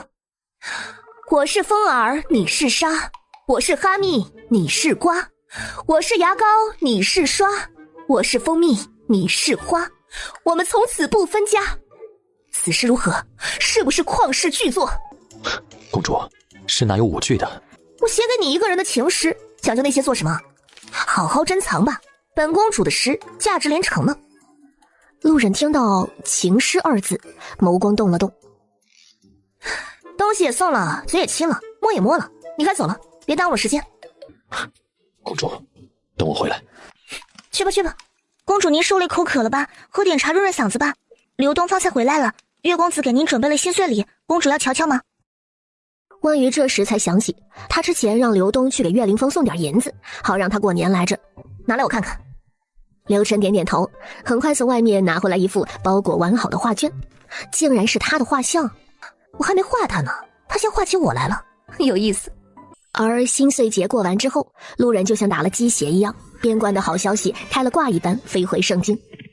前天是西离退兵800里，昨天就变成了路人率骑兵直捣黄龙，生擒西离王。今天又来了消息，西离愿奉上降书，归顺圣朝，成为大圣的附属国。而此时，远在千里之外的西秦关关外，营地中的路人收到了跑死几匹马而来的圣旨。他接旨之后沉吟许久，叫来了军中各大将领。各位，圣上接受了西离归顺。将军，说句大逆不道的话，归顺个鸟，谁稀罕啊？都打到他老家活捉了他们的王，就应该直接灭了西离，一个不留，以绝后患，还西秦关一个万年和平。老孙说的有道理啊，西离投降了又如何？现在西离王在我们手上，要那群蓝眼子蛮子归顺做甚呢？西秦破关时，他们杀了多少圣人？将军，真的要放了西离王？圣命不可违，就算上书圣上，他也不一定会改主意。我们几个一起上书，圣上总得再考虑考虑吧。西秦关血流成河的场景，让我们如何接受西离？怎么他们俯首称臣了，这笔血债就算清了？放了西离王，将军，却不想西离王不堪受辱，与帐中抢夺看守之人兵器自枪而亡。本将军无比哀痛，特通知西离使者，将西离王的尸身领回去。好好好，大快人心，这活儿一定要让我孙同光来。今日帐中之事，各位须烂在肚子里。卑职心里晓得。后天就是金宵节了，看来不仅是新岁节，金宵节也赶不回去了。是啊，不过战事已了，可以在营中布置一番，与将士们共度金宵节，好好热闹热闹。这是你能说出来的话？陆忍治军之言可不是吹的，别说热闹热闹了，平时逗趣一下都被视为扰乱军纪。在他而言，没有严明的军纪，何来虎豹之师？听着像有些不近人情，实际上所有的将士们都十分信服陆忍，哪个当兵的不想进去陆将军的麾下？而此时关押西离王的营帐内，西离王已然人头落地。来人，不好了，西离王自枪了，快来人，去救西离使者。西离使者听闻音讯赶来，看到这个场景，吓得一屁股跌坐在地上。大王，大王！没想到西离王如此刚烈，不堪受辱，竟然自枪了。使者怎么坐下了？来人，还不快将人扶起来！大王死了，大王死了！陆将军，西离已经递上降书，自当保我大王性命。此言差矣，我们也没料到西离王竟然会自枪。你们竟然！大王在你们大圣的营帐里发生不测，都是你们看护不力。来人，帮使者收拾一下西离王的尸身，再让他通知西离那边来人领走。你们这个态度，看来西离归顺一事无所谓，自然可以继续战场上见。谁还想再和这个活阎王在战场上相见？他又看了眼地上的头颅，闭上了眼。这死状哪里是自枪呢？自枪能将自己的整个头割下来。只是成王败寇。既如此，便将西离王自枪一事写下，本将军会派人送去西离。使者闻言再次跌坐在地，只是这一次陆人并没有叫人将他扶起，而是直接转身回了自己的营帐。他掏出胸口妥帖安放的锦带。公主，我会很快回来。此时正在吃饭的温瑜打了一个大大的喷嚏。啊，公主莫不是又受凉了？没事，应该是有人在想我。将军，西离来人了。走，去看看。不知西离公主驾到，请进吧。你怎么知道我是女人？我明明穿的男人的衣服。陆忍闻言，脑中不合时宜的想起了当初在青楼，他也让公主穿男装，结果公主拒绝了的画面。瞎子才会看不出你是女人。那你又是如何知道我是西离的公主？西离王的尸身已经安顿好，自行带回吧。大名鼎鼎的陆将军就是这样对待来使的吗？大名鼎鼎，不知是什么名？是让西离军闻风丧胆之名，还是让西离军丢盔弃甲之名，还是生擒西离王之名？你，爱丽丝噌地拔出剑，指着陆忍。公主，西离公主何意？陆将军，我等来是商谈归顺一事。公主孩子心性，还望陆将军不要见怪。那么尊敬做什么？说着，剑尖直指陆忍，直接动起手来。你竟然敢和本公主还手！你他娘的说什么呢？你对将军动手，他还不能还手？你只是战败方西离的公主，难不成你把自己当成我们大圣的公主了？不提身份，你一个大男人竟然还对我一个女人动手，说得过去吗？哼，在我眼里，男人女人都一样。孙通光，带西离公主去收尸。是，将军。公主，您何必招惹陆忍呢？此次我们来是有任务在身的。我没忘。而此时的圣京城洪德殿，知道朕传召你为何吗？西离之行，圣上意欲请微臣前往。是朕者，林丞相是也。西离奉上降书之后，签订归顺议书一事，还需丞相所准。丞相可愿前往啊？微臣自当为圣上分忧。既如此，明日金宵节已过，便出发吧。公主，看来我们大圣真的又要多一个附属国了。大圣有几个附属国？2个呀，但是马上就要3个了。不过听说西离人长得奇形怪状的，看着都吓人。怎么个奇形怪状法？黄色头发，蓝色眼睛，多可怕呀！我要出使西离。皇姐说什么？我要出使西离。皇姐，你不是要去找陆忍吗？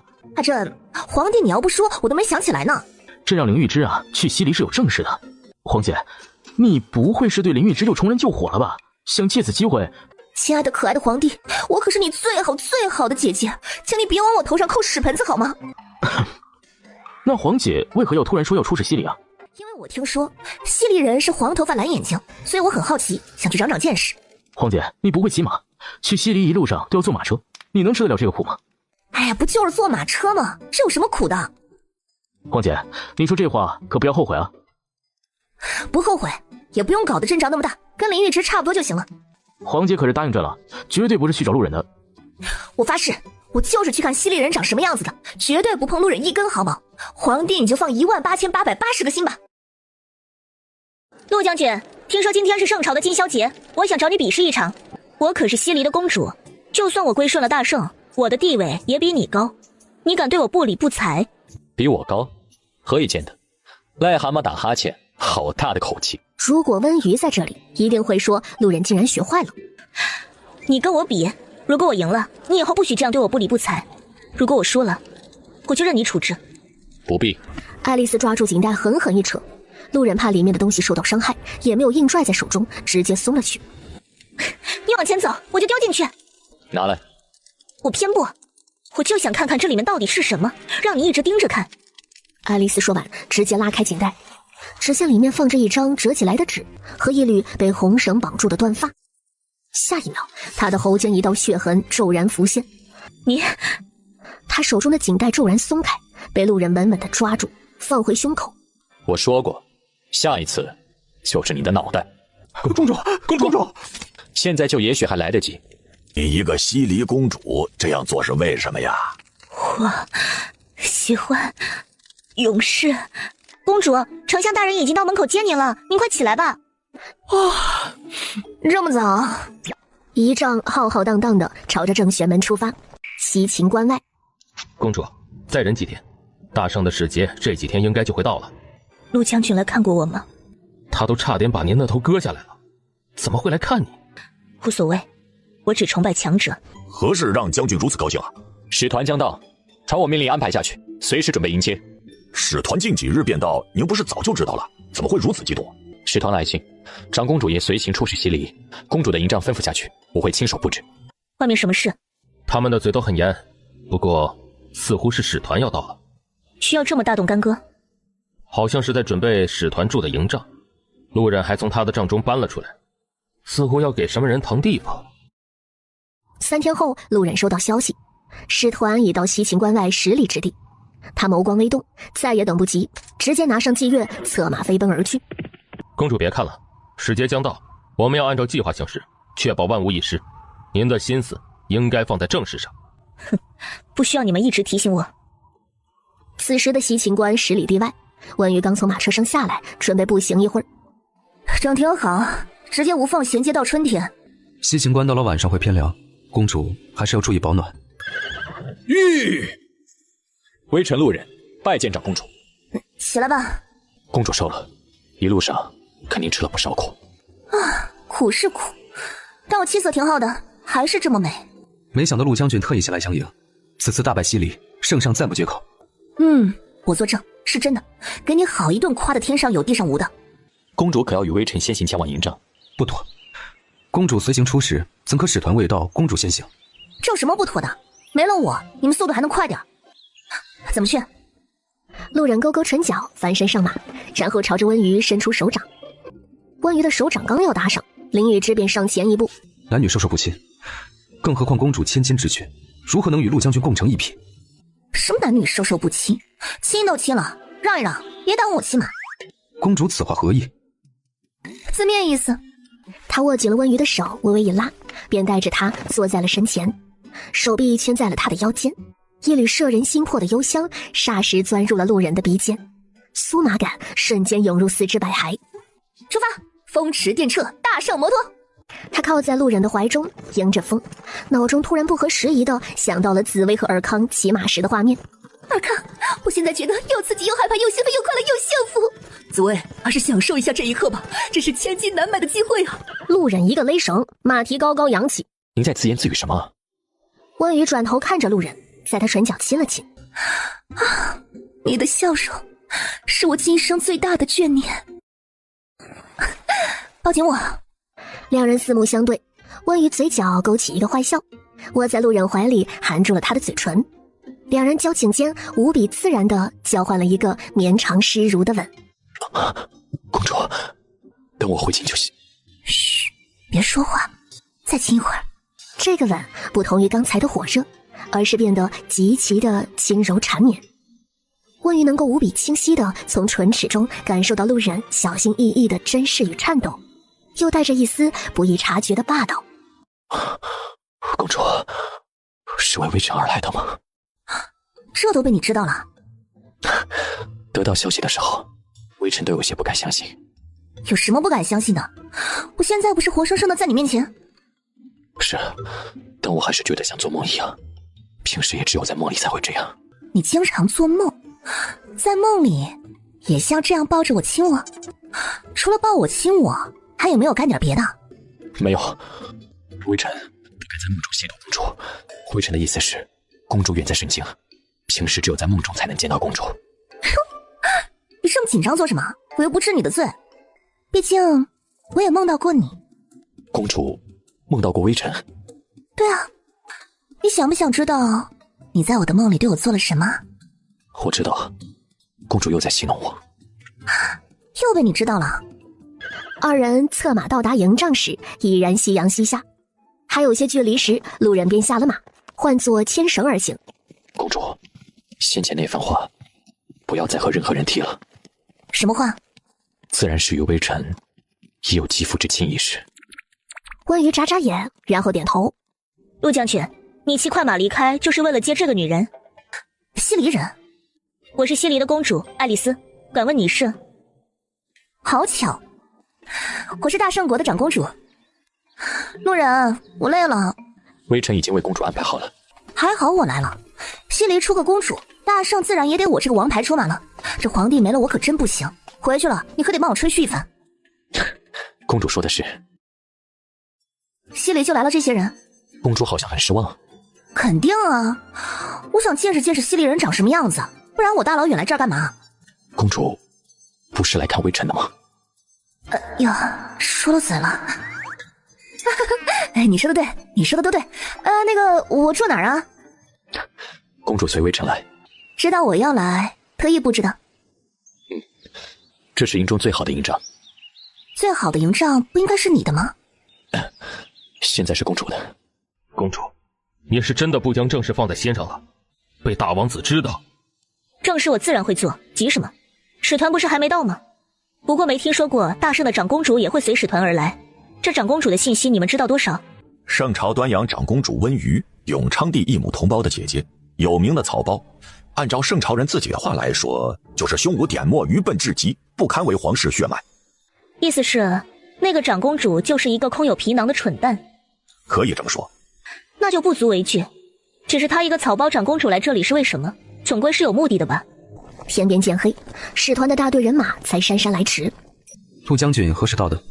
夕阳渐落时。公主可安好？公主今日受累，一到帐中便睡下了。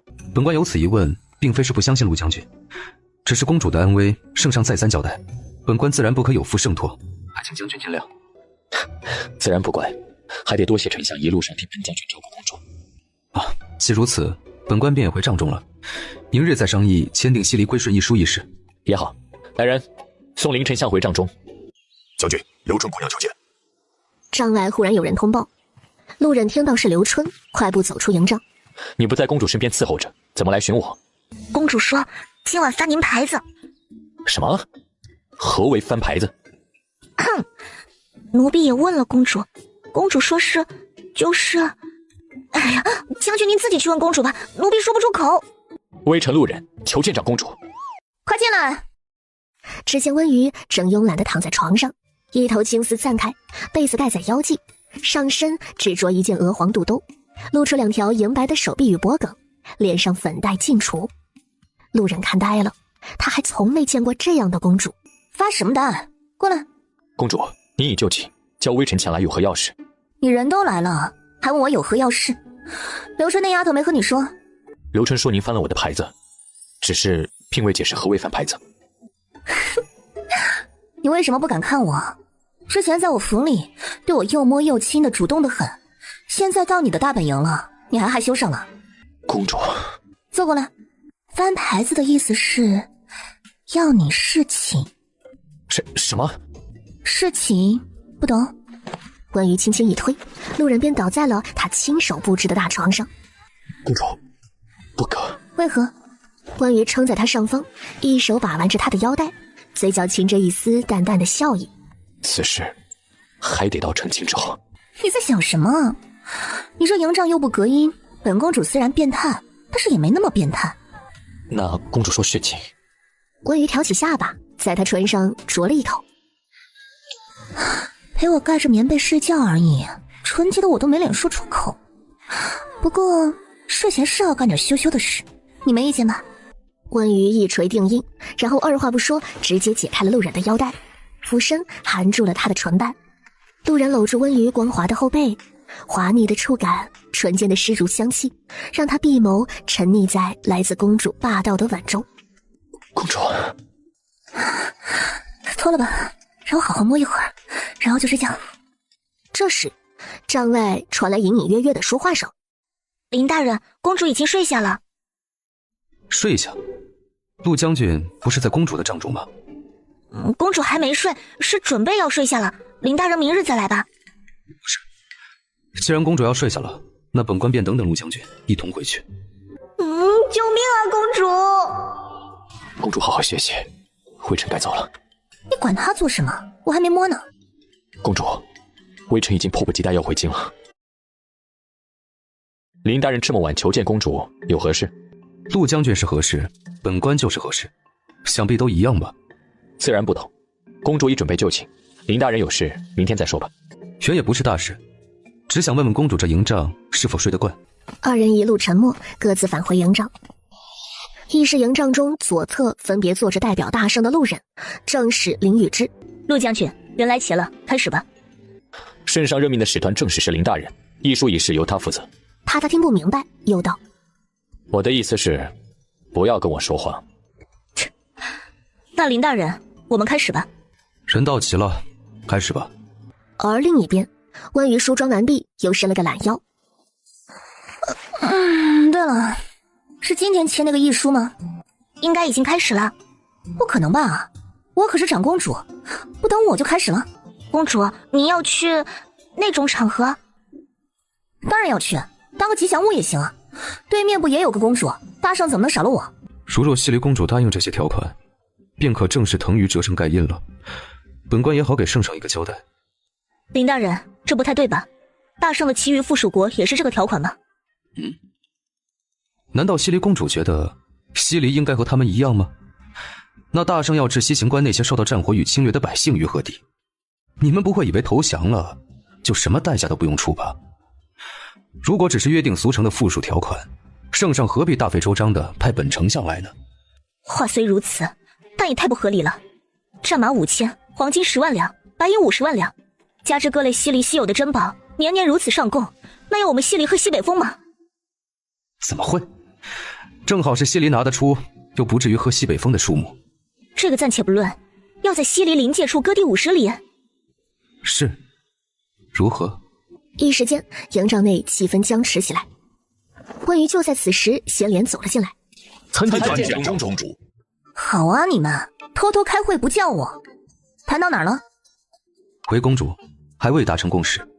有点狠，但不多。只有这些吗？附属国除了上贡这些金银财宝，不需要交出他们的国家主权吗？什么主权？很难理解吗？就是你们西离的所有事情都归我的皇帝管，你们没有权利。怎么可能？公主说的是，这西离的主权自然也要交于我大圣朝的圣上。你们欺人太甚！要是我今日签了这条款，国将不国，明日西离还是西离吗？对对对，你今日不签这个条款，今日西离就直接成为历史了。陆冉，你觉得呢？公主说的是，圣朝皇帝接受了西离的归顺，你们想要灭西离，怎么和你们的皇帝交代？哟，瞧你这话说的，皇帝可是我的皇帝。再说了，明明是你们单方面表示不接受条款，这不是说明了你们不愿归顺吗？既然不愿意归顺，那么灭了你们也是应该的吧？那是因为你们的条款太离谱了，大圣的其他附属国也不是这样的条款啊。这我乐意，我就想多收点，你有意见？公主说的是。公主说的是，公主说的是，她说什么你们都说公主说的是，你们俩是她的狗吗？此言差矣，硬要说是可爱小狗的话，只有一个生，别冤枉了另一个。路人耳根微红，林玉芝眉心微动。签不签？公主，大局为主。爱丽丝扯扯唇角，签了是丧权辱国，不签国可能都没了。不过她转念一想，一时之辱罢了，待到计划成功，必会千倍百倍的讨回来。当然要签，毕竟西离是真心归顺圣朝，只是主权一事实在是无可能，还请长公主三思。丞相大人，我觉得我们还是需要展示一下大国风范的，那就各退一步，也不要西离的主权了，只是他们得划一块地出来，让我们派人过去，你觉得怎么样？还有他们要是换西离王，必须由皇帝说他是，他才是，不然不算。公主说的是。好，我们签。那个，要是有什么美人啊，也献上来，我的皇帝很喜欢，美女美男都送来，越多越好，多多益善。公主聪慧。你是第一个对我说这种话的男人，但是我不喜欢，你拍错马屁了。既如此，我这便回西离了。我们会备好贡品，将在2月初抵达圣京城朝圣。如果今日没有公主，怕是割不下西离这么大一块肉。这都是鲁迅先生的智慧。鲁迅？对，鲁迅先生曾经说过，圣朝人的性情总是喜欢调和折中的。譬如你说这屋子太暗，需在这里开一个窗，大家一定不允许。但如果你主张拆掉屋顶，他们就会来调和，愿意开窗了。所以要西离的主权，等于要拆他们的房子，他们自然不许。为了保住房子，自然同意那些不合理的条款了。这位鲁迅先生倒是妙，不知是何人。鲁迅是周树人。事情也办完了，什么时候回去啊？我已经不想待在这个地方了。公主，可是微臣哪里做的不好？不是你的问题，也不是我的问题，是西离的问题。明日便可启程回圣京，只是回程必定也是舟车劳顿，公主不需要再歇息几天养足精神吗？不用。公主如若明日便走的话，微臣便无法同行于策了。微臣需随大军一起，等圣上的圣旨下来后再班师回朝。哦，这样啊，那我就等你一起吧。微臣觉得公主早日回京也好，陆将军可能有所不知，公主十分晕马车，回程速度必是很慢。圣旨下来之后，大军可等不了公主。这倒也是，我慢得很。公主竟为何微臣说过晕马车一事？既如此，公主便先行返回圣京好好歇息，等圣旨下来，微臣会紧随其后。真贴心，那我明天就回圣京。回军途中还要麻烦林丞相多多替本将军照顾公主。照顾公主是本丞相的分内之事，陆将军不说，本丞相也会如此，何来替字一说？第二天，温瑜继续睡到日上三竿。等洗漱好之后，使团已经整装完毕。路人此时早已候在一旁。公主，微臣送你一段路。路人和林玉芝一左一右骑马在温瑜的两侧，莫名有种左右护法的感觉。陆将军便送到这里吧，再走下去便有无照回京之嫌了。丞相大人所言有理，公主，微臣只能送到这里了。回去吧。温瑜却是依然半死不活地回到了公主府。刘春，我要好好洗个澡，再好好睡一觉。没事别叫我，有事就烧纸。等到温瑜睡够了，准备填饱空荡荡的肚子时，皇帝就像长了眼睛一样传来了口谕，召他进宫。宫人仿制皇帝的语气道：想必皇姐睡够了，让她进宫一趟，与朕一起用膳吧。到了承德殿时，温瑜才发现不止皇帝一人，林玉芝也在。皇姐来了，坐吧。我以为就和皇帝你一个人吃饭呢。那皇姐出发前发过誓，答应朕的，不碰路人一根毫毛呢？温瑜闻言，一脸怪异地看着林玉芝，不可置信。这你都说，你真是个碎嘴子。林玉芝眉心微皱，她何至于将这种事禀报到圣上面前？正当她要开口说自己没有之时，皇帝开口了。朕诈皇姐的，皇姐果然还是没有遵守与朕之间的诺言。皇帝你变了，竟然这样恶意的揣测我。我只是不小心犯了全天下所有女人都会犯的错误而已，怎么能说是我不遵守诺言呢？微臣并不知原来出发前圣上与公主已有了约定，如若微臣知晓，定会奉旨看护好公主，不让陆将军碰公主一根毫毛。丞相所言有误，不是不让路人碰皇姐，是不让皇姐碰路人一根毫毛，一根都不行。这是身为皇帝能说出来的话吗？我伤心了，我真伤心了，这饭我一口也吃不下去。我走了，别留我。既如此，朕便不留皇姐了。好啊，本公主走就是了。但是皇帝啊，你要记住一句话，我被你伤透了心。今日你对我爱答不理，明日本公主躺地不起，我看你急不急？此处不留本公主，自有留本公主处。温宇假模假样的擦了擦眼泪，大步离开承德殿，然后一踏出门槛，便直接招呼起守候在殿外的刘春。走，刘春，找乐子去。而温瑜离开承德殿之后，才跨过2个门，便被人砰的一声撞上了。何人竟敢在宫中乱窜，冲撞长公主，找死不成？奴罪该万死，奴不知长公主在此，求长公主饶命。感觉有点眼熟。公主，您可能忘了，这是新岁节上临安侯献给圣上的舞女，求长公主放过奴这一回。你不是应该在后宫，怎么跑来承德殿了？回禀长公主，奴是慌不择路逃来的，却不想冲撞了你。逃？是的，圣上虽将奴收入了后宫，却迟迟没有给名分，连最低的位分都没有，所以奴一直被几位良人的侍女针对，今天还拿沈良人的狗咬奴，所以奴才慌不择路的跑了出来。所以你穿过了大半个皇宫，跑到了承德殿，正好撞上了本公主。哼，你编故事也别编一个漏洞百出的呀！我是草包，又不是傻子，你都什么毛病啊？既然被长公主看出来，奴也就不装了。奴想承宠，但奈何圣上就像把奴遗忘了一般，求长公主帮帮奴。好大的胆子，争宠竟然敢站到长公主面前来，还敢窥伺长公主的行踪，杖刑30都是轻的。我看上去像个圣母吗？以至于你觉得你撞了我，窥伺我的行踪，我也不会把你怎么样。皇帝是否宠幸你，这事儿我管不着。假如你就是一个不怀好意的刺客，那我岂不是害了皇帝？长公主恕罪，奴怎么会是刺客呢？长得实在是漂亮，可惜就是不太聪明，连本公主都比不过。看在你这脸蛋的份上，今日我便接过了，下次可就不管用了。刘春，走了。我不太聪明。哟，妍秀回来了，整日见不着人，还真把自己当主子了。沈良人让你挑的水，你挑完了吗？舞女也就是妍秀，轻轻瞥这些婢女一眼，理也不理的回到了自己的房间。妍秀关上门，安静的坐在梳妆镜前。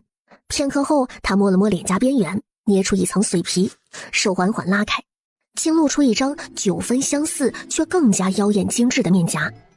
只是不同的是，原本平滑的脖颈上多出了一个喉结。喉结微微滚动间，他从上锁的抽屉里拿出了另一张面皮，贴在了脸上。随着浅浅的噼里啪啦声，妍秀的身量竟然瞬间高了将近10厘米，喉结也消失无踪。她换了一身绿色的衣裙，改变了发型，神不知鬼不觉地溜出了云露宫。清宫之高，令人叹为观止。公主是要去找岳公子吗？哼，懂我者，刘春是也。我以为小姐不会来见我了。这话怎么说？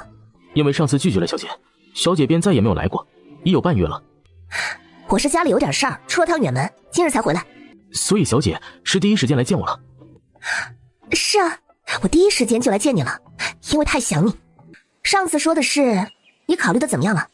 小姐不过是想画一幅画罢了，有何不能？小姐，我愿意。这些天我想得很明白了，如果这是你想做的事，那么我愿意。不取决于你是否会再见我，只是因为我愿意。乖。不过得等到我考取状元之后。那要是你没考上状元怎么办？在下对状元之位势在必得。行，反正距离春闱也不远了。不过嘛，我要先收点利息。利息？对啊，我可不能白等这些天。温瑜说着，缓缓走进岳凌风，抬起双手捧住了他的脸颊。小姐。温瑜闭上眼，在他震惊的目光中轻轻含住了他的唇瓣。岳凌风的眼睫抖个不停，这柔软湿润的触感像是要将他的魂儿吸走，让他情不自禁的想要沉沦。小姐，不可。有何不可？之前也亲过你，没听你说不可啊。不一样。有什么不一样？是因为这次的太刺激了吗？小姐，此事待到成婚后也不迟啊。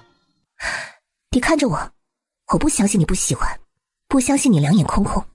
小姐，得罪了。岳凌风话音刚落，一把搂住温瑜的腰，垂下眸子，遵从内心吻住了她的唇。一阵辗转厮磨之后，二人唇瓣微微分开。可以告诉我吗？你是哪户人家的小姐？说好了的，等你考上状元再告诉你的。好，小姐放心，我一定会考上的。小姐，希望明日还能见到你，今天就像做梦一样。看我心情吧。然后丢下他，大摇大摆地离开。回到公主府，躺到熟悉的小榻上，温瑜骤然发现内院里多了一个人。公主，您忘了，那是翠心呀，是您亲口说让她进内院服侍的。她进内院已经半月有余了，只是您出使西离，回来后又睡了，才未发现。温瑜笑了笑，将翠心召到身前。你现在在内院负责什么？回禀公主，奴婢现在就是负责内院的花花草草，以及做一些杂活。我看你头发梳得不错，以后本公主的梳妆就由你负责了。奴婢只会干一些粗活，给您梳妆这种精细的活，奴婢做不来，也不敢做，怕弄疼了公主。没关系，都是学出来的，也不着急上手，让刘春先带带你。既然公主都发话了，你以后就跟在我后面学。过会儿公主便要来沐浴，你也留下学一学如何服侍公主。奴婢粗手粗脚，恐怕不适合服侍公主沐浴。你不跟着学，当然不会了。在内院的侍女，没有说自己不行的。你怎么在这儿？公主，是奴婢让她跟在后面学习如何服侍公主沐浴，但是奴婢担心自己粗手粗脚，伺候不好。你的担心是对的，沐浴不用你了，出去吧。多谢公主，奴婢告退。奴婢见公主看中她，才想着好好教她一番。谁说我看中她了？啊，公主，您不是特意将她调来了内院，还让她学着负责您的梳妆吗？我只是觉得她奇奇怪怪的，所以近距离观察一下而已。公主，奴婢知道了，奴婢会让刘东暗中盯着点的。温瑜点点头，刘东的身手还是比较令人放心的。沐浴完，温瑜抱着手炉钻进了被窝里，舒服的他眯了眯眼。公主，刘东姑姑让奴婢来学着守夜，奴婢就在外厅，您有事叫奴婢。公主，今晚还是奴婢替您守夜，翠心，我让她在一旁悬着适应适应。你也早点睡。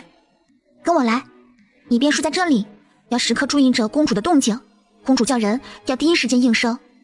翠心点头。午夜，万籁俱寂，刘东靠在小榻上，并无睡意，便借着月光拿出香包嗅着。突然间，一阵浅浅的香味传来，刘东鼻尖微动，不知不觉间涌上了一丝困意。他打了个哈欠，倒在小榻上睡着了。而一旁原本已经睡着的翠心，则是缓缓地睁开了眼睛。他坐起身，盯着刘东看了一会儿，确定没有反应之后，身影一闪，来到了门前，几个呼吸间便不见了踪影。没一会儿，刘东睁开眼，缓缓坐起，眼中清明，并未有任何困意。见温瑜睡得正香，便去找了刘春。什么？那个翠心真的有问题？八九不离十，没想到公主府里竟然混入了一只苍蝇。先别打草惊蛇，等明日禀报给公主，你先继续守夜去。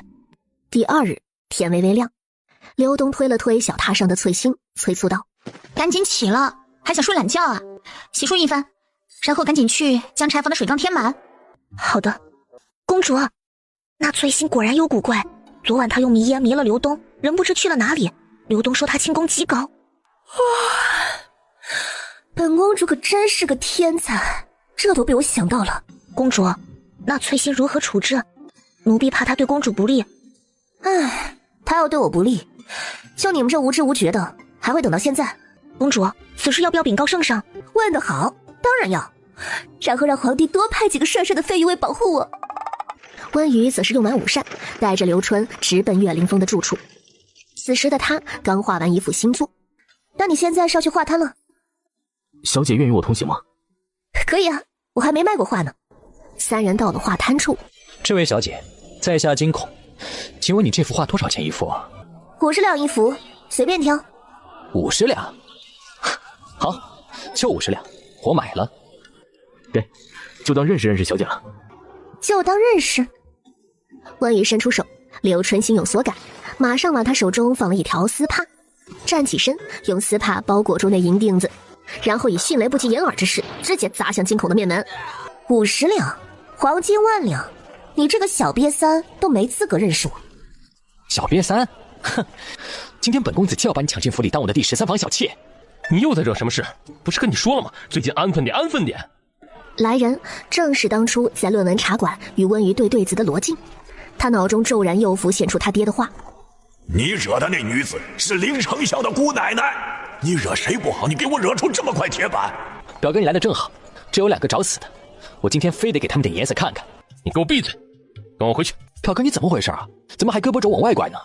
她是林丞相的姑奶奶，她回去告个状，明天你爹就得被丞相训。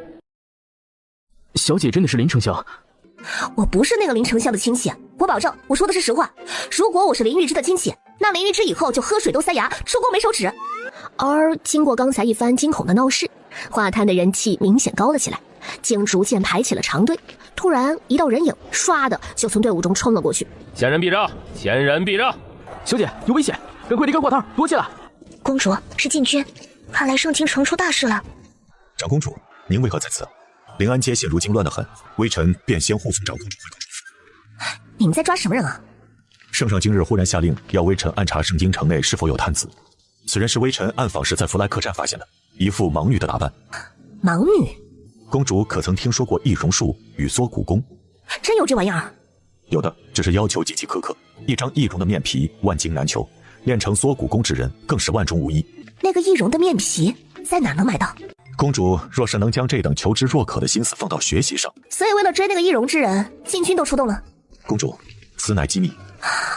我感觉我好像忘了什么事，但是想不起来了。公主，有没有一种可能，岳公子被您遗忘了？对啊，他人呢？奴婢这不是看您和四卿大人聊得投机吗？就没有出声了。江大人，就送到这儿吧，这里很安全了。公主，微臣还是将您送回公主府才安心。还真不用。公主不可。我说了不用。就算公主赐微臣死罪，微臣也要将公主安全地送到公主府中。你非要送我回去，该不会是回心转意了，想做本公主的面首了吧？公主莫要戏耍微臣。肺腑之言，何来戏耍？那走吧，我们一起回公主府。为不让公主有此误会，微臣便护送到这里，您注意安全。微臣先行告退。小古板，真呀真古板，古板大王就是他，人家的小古板。下次写下来送给江启，他必会喜欢。刘春扶着温瑜上马车，刚一掀开帘子，一只手臂突然伸出，一把勾住了温瑜的脖子。别动，别出声。你下马车找一下客栈，你去开一间厢房，别耍小心思，小心他人头不保。好，你别伤害我家小姐。看着歹人的装扮以及闭着眼睛一副茫然的姿态，不正是四卿大人口中的那个盲女吗？到客栈了，开好了，天字1号房，可以放开我们家小姐了吧？将马车停到隐蔽的地方，然后去药铺抓持刀伤的药。还是那句话，如果你敢趁机通风报信，我去抓药，你别伤害我家小姐。然后一把搂住温瑜的腰，脚尖一点，直接带着她飞上了客栈2楼的屋檐。不要妄想逃跑，你逃不掉的。哎呀，我不逃，知道为什么吗？说时迟那时快，他一个伸手直接掏向男人的要害之处，狠狠一捏一拽一拧，瞬间触发黑虎掏裆的丝滑小连招。你男人也就是西离大王子兰斯，温瑜捏起卷边的面皮，撕拉一下，一张完整的面皮便像凉皮儿一般脱落下来。刘春，下一秒厢房的门猛然被踹开，大理寺的捕快一拥而入，迅速形成了包围圈。你是什么人？大理寺的捕快竟然乖乖等在门外等你的信号。大理寺卿江启知道吗？你是他什么人？我不是他什么人，我就是江启。你明明是女人，就允许你男扮女装，不允许我男扮女装吗？你怎么可能会缩骨功？这缩骨功只有你一个人会，不过你不知道吧，我其实也会，要不然我怎么是大理寺卿呢？既然已到这一步，想必外面已是天罗地网。把他拿下。是，四卿大人。让本公主瞧瞧西离想整什么幺蛾子吧。走，回公主府。然后顺手牵羊带走了那副易容面皮。刘真，快来给我脖子敷药，再不敷它过会儿就愈合了。公主，奴婢马上去拿金疮药。深夜的慎刑司，兰斯正被铐在审讯架上。我记得你，就是你一直跟在我身后，还调动了禁军来追我。你明知西离签了归顺协议，却变装潜伏在盛京城里，所谓何事？还是说这是你们整个西离的一场阴谋？是啊，就是整个西离的阴谋，是西离公主爱丽丝指使我来的盛京城。哦，让你来做什么？说了我还能活吗？说了你可以死得舒服一点，不说你会生不如死。江启还欲说什么，突然一阵奇异的香味隐隐传来。是迷香，眼住口鼻！这时，一名黑衣人突破了江启的防线，一个翻滚来到了蓝斯的面前。走。圣上想要引蛇出洞，果然钓到了大鱼，接下来就看钱鱼味了。这里是何处？黑衣人拆掉头套与蒙面，赫然是翠心掩藏在面皮底下的真实容貌。青楼。青楼？你已经暴露了，禁军会一直搜查你的踪迹，在西离使团未到盛京之前，你就待在这里。不过合作关系，我是真没想到你会来救我。这是花瑶，暗香楼由他负责，你如果有什么问题可以找他。公子有何事，请可唤花瑶。路人回来后，朕可就要给他赐婚了。皇姐，你可答应好的啊，千万别去霍霍他了。赐婚？为什么要赐婚？出征前，路人就求到了朕的面前，得朕归来后不要赏赐，只要一道赐婚圣旨。哦，对象是谁啊？路人既来求圣旨，定是两情相悦，朕自当成全啊。其实路人的心上人就是我。皇姐，你想霍霍陆将军，也不要找这么离谱的理由啊。皇帝，我真的说的是真话，路人的心上人真的是你皇姐我，属假包换，童叟无欺。好好好，路人的心上人是皇姐，是皇姐，皇姐可满意了？能答应朕不霍霍路人了吗？你这是赤裸裸的双重标准，为什么路人的心上人不能是我？为什么我就是霍霍路人？皇姐，你见一个爱一个，不是霍霍是什么呀？我只是想给所有美男们一个家，有什么错？哥回来了，不是还有2天才到吗？大军距离盛京城也就100里，我快马回来一趟，之后会再随大军回京。哥，你是回来见长公主的吗？路人轻轻嗯了一声。我以为你2、3日后才到。微臣来见公主一面，见完便要回去。进来。温瑜二话不说，直接将路人拉到了小榻前，小手一推，然后栖身而上，跨坐在他的腰上。想我了？公主，微臣想你了。我也想你。说着，不等路人反应，直接附上了他的唇。时隔半月的吻让路人微微失神，他一把环住温瑜的腰，迅速加深了这个令人魂牵梦萦的吻。天时地利人也和，是个好时机。路人，本公主想要你。公主，不要和微臣开玩笑。哼，你有反应了？微臣亵渎公主，微臣知罪。亵渎？不，我很喜欢。而此时，温瑜和路人早已经转移到床上，罗帐落下，二人正吻得激烈。这时，房门被轻轻扣响，接着嘎吱一声，推门声响起。公主，小厨房的5点，你要不要吃一点？不吃，出去。公主，平日这个点您都是要。因着罗帐放下，身影并不清晰，却依然可以看出他们激烈的缠吻在一起，丝毫没有因为他的到来而停下分毫。谁让你进来的？回公主，小厨房做好了5点。这样啊，东西放下，你出去吧。然后问路人，又被打断，生气了？微臣不是气这个，微臣气的是，这位新来的侍女竟然将您的命令当作耳旁风，这样的侍女待在公主您身边，微臣实在不放心。有什么不放心呢？最近又不会吃了我。公主，微臣该离开了。天时地利，人却差点意思。还以为今天能吃上肉呢，不过肉汤也不错。公主，微臣2日后便会回京。知道了。而路人离开之后，温瑜近2日都没有出门。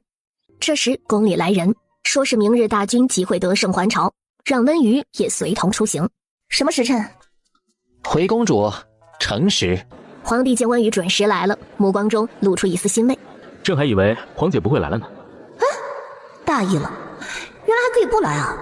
路人一身玄色盔甲，手持长枪，他跨下马，步履生风，不着痕迹地看了一眼温瑜之后，朗声道：“路人不负圣上众望，携大军得胜归来。”好好好，不愧是陆将军啊！朕已备好庆功宴，为你和大军接风洗尘，论功行赏。微臣替众将士多谢圣上恩赏。皇帝，庆功宴我就不参加了，今天起得太早，我要回去补个觉。此话一出，皇帝欣然应允。众位爱卿有所不知，陆将军出征前就曾求见朕，向朕保证此战必胜，还曾说胜利之后不求赏赐，只想要为心上人求一道赐婚圣旨。陆将军，只需说出心上人是谁，圣旨自会随行亲引。微臣想请圣上与长公主与微臣赐婚。陆将军，可是有什么难言之隐，皆可说与朕听，朕必将为你主持公道。回禀圣上，微臣没有难言之隐，微臣想要与长公主温瑜，请圣上赐婚。启禀圣上，长公主乃是圣上的胞姐，身份尊贵，赐婚一事当然要先经过长公主的同意。林丞相说的有理，事关皇姐的婚事，朕不可贸然同意，必须看皇姐的意愿。而此时，宫人带着口谕来到了公主府。公主，圣上召您进宫呢，不进。公主您不去，让奴才如何和圣上交代啊？你就和皇帝说，我拒绝赐婚就好了。刘纯，出门。奴婢这就准备去宫里的马车。谁说要去宫里了？啊，不去宫里，那去哪儿？去找岳凌风。而此时，宫人已经带着温瑜的答案回到了祈年殿。回禀圣上，长公主说不想进宫，还拒绝了赐婚。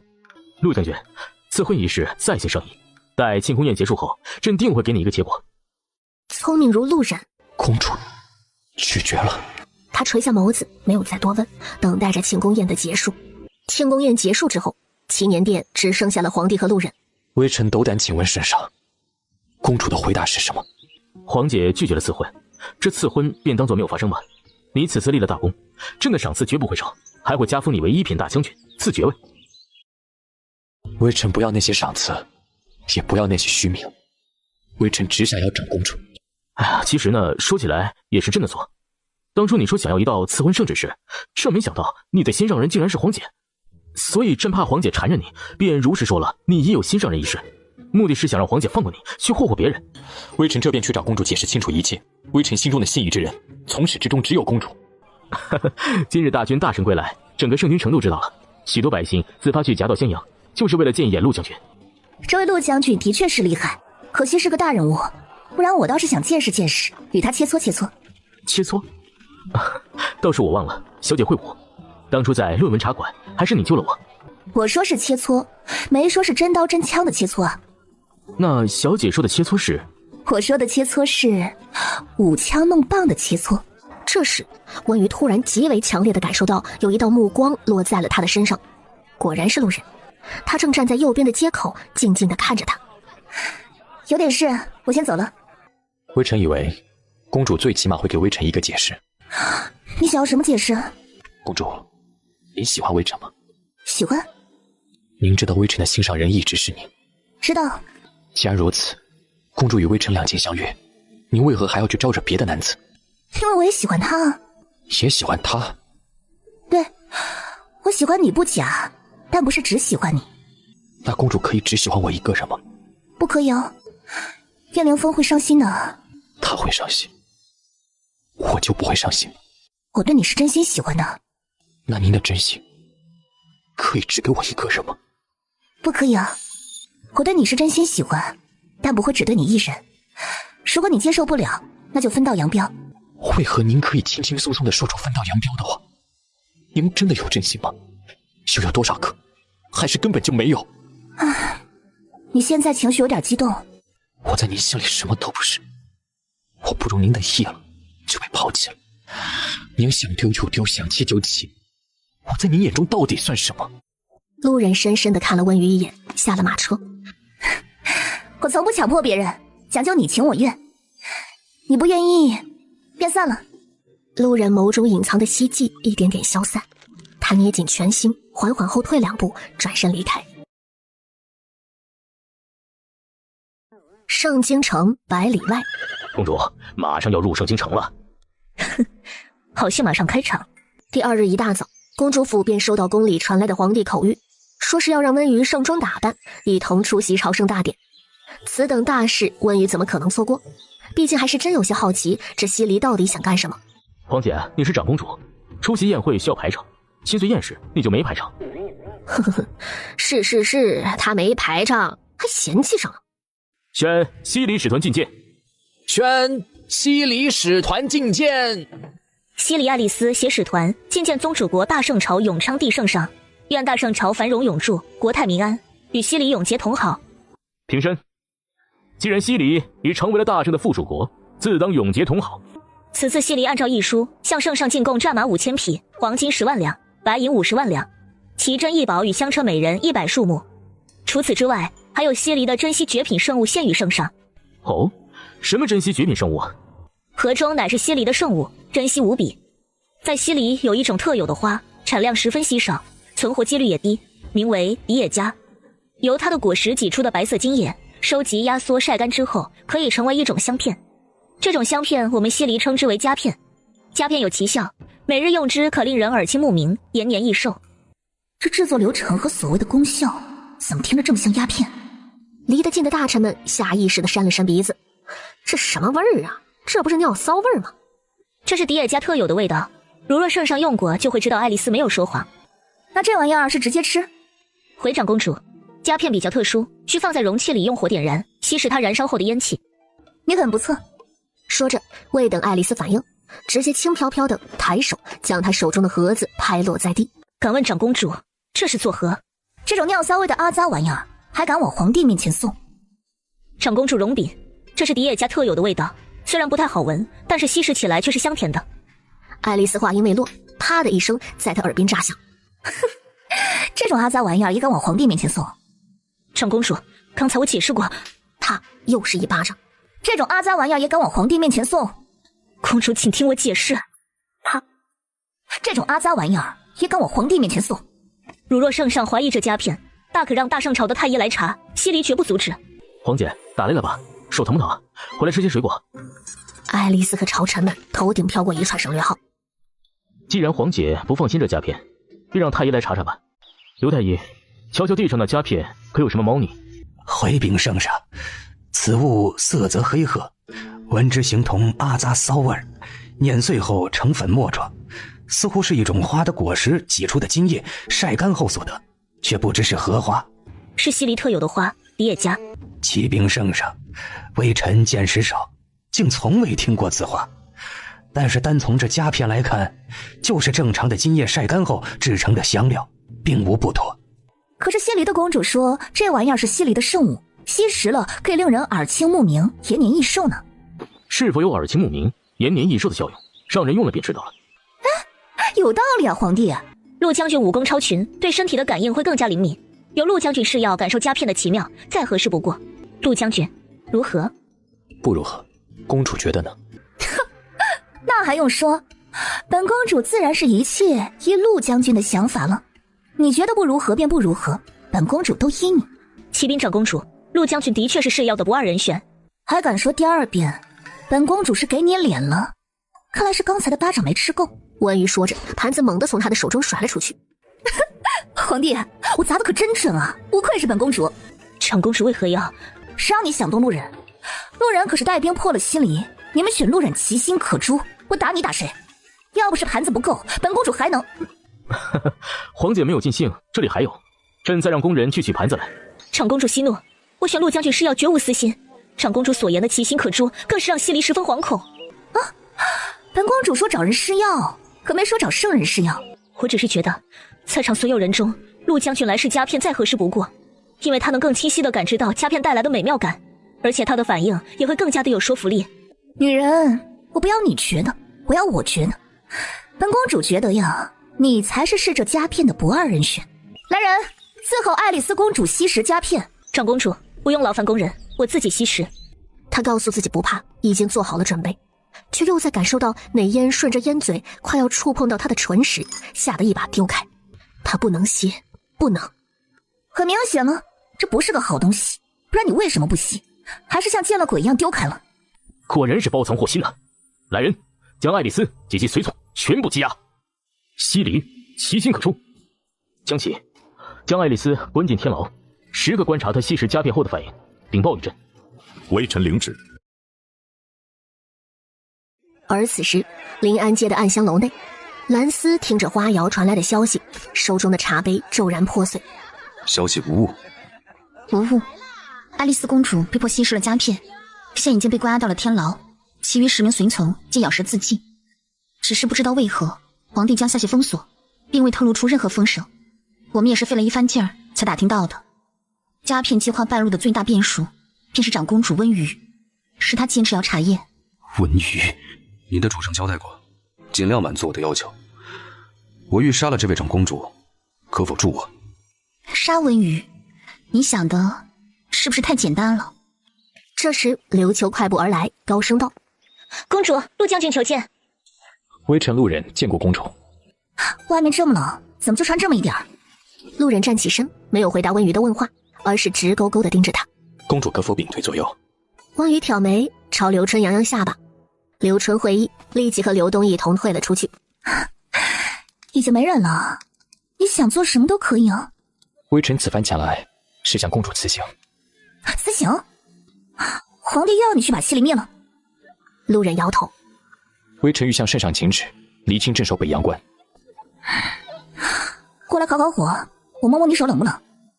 路人不为所动。镇守北阳关是吧？我知道了，你可以回去了。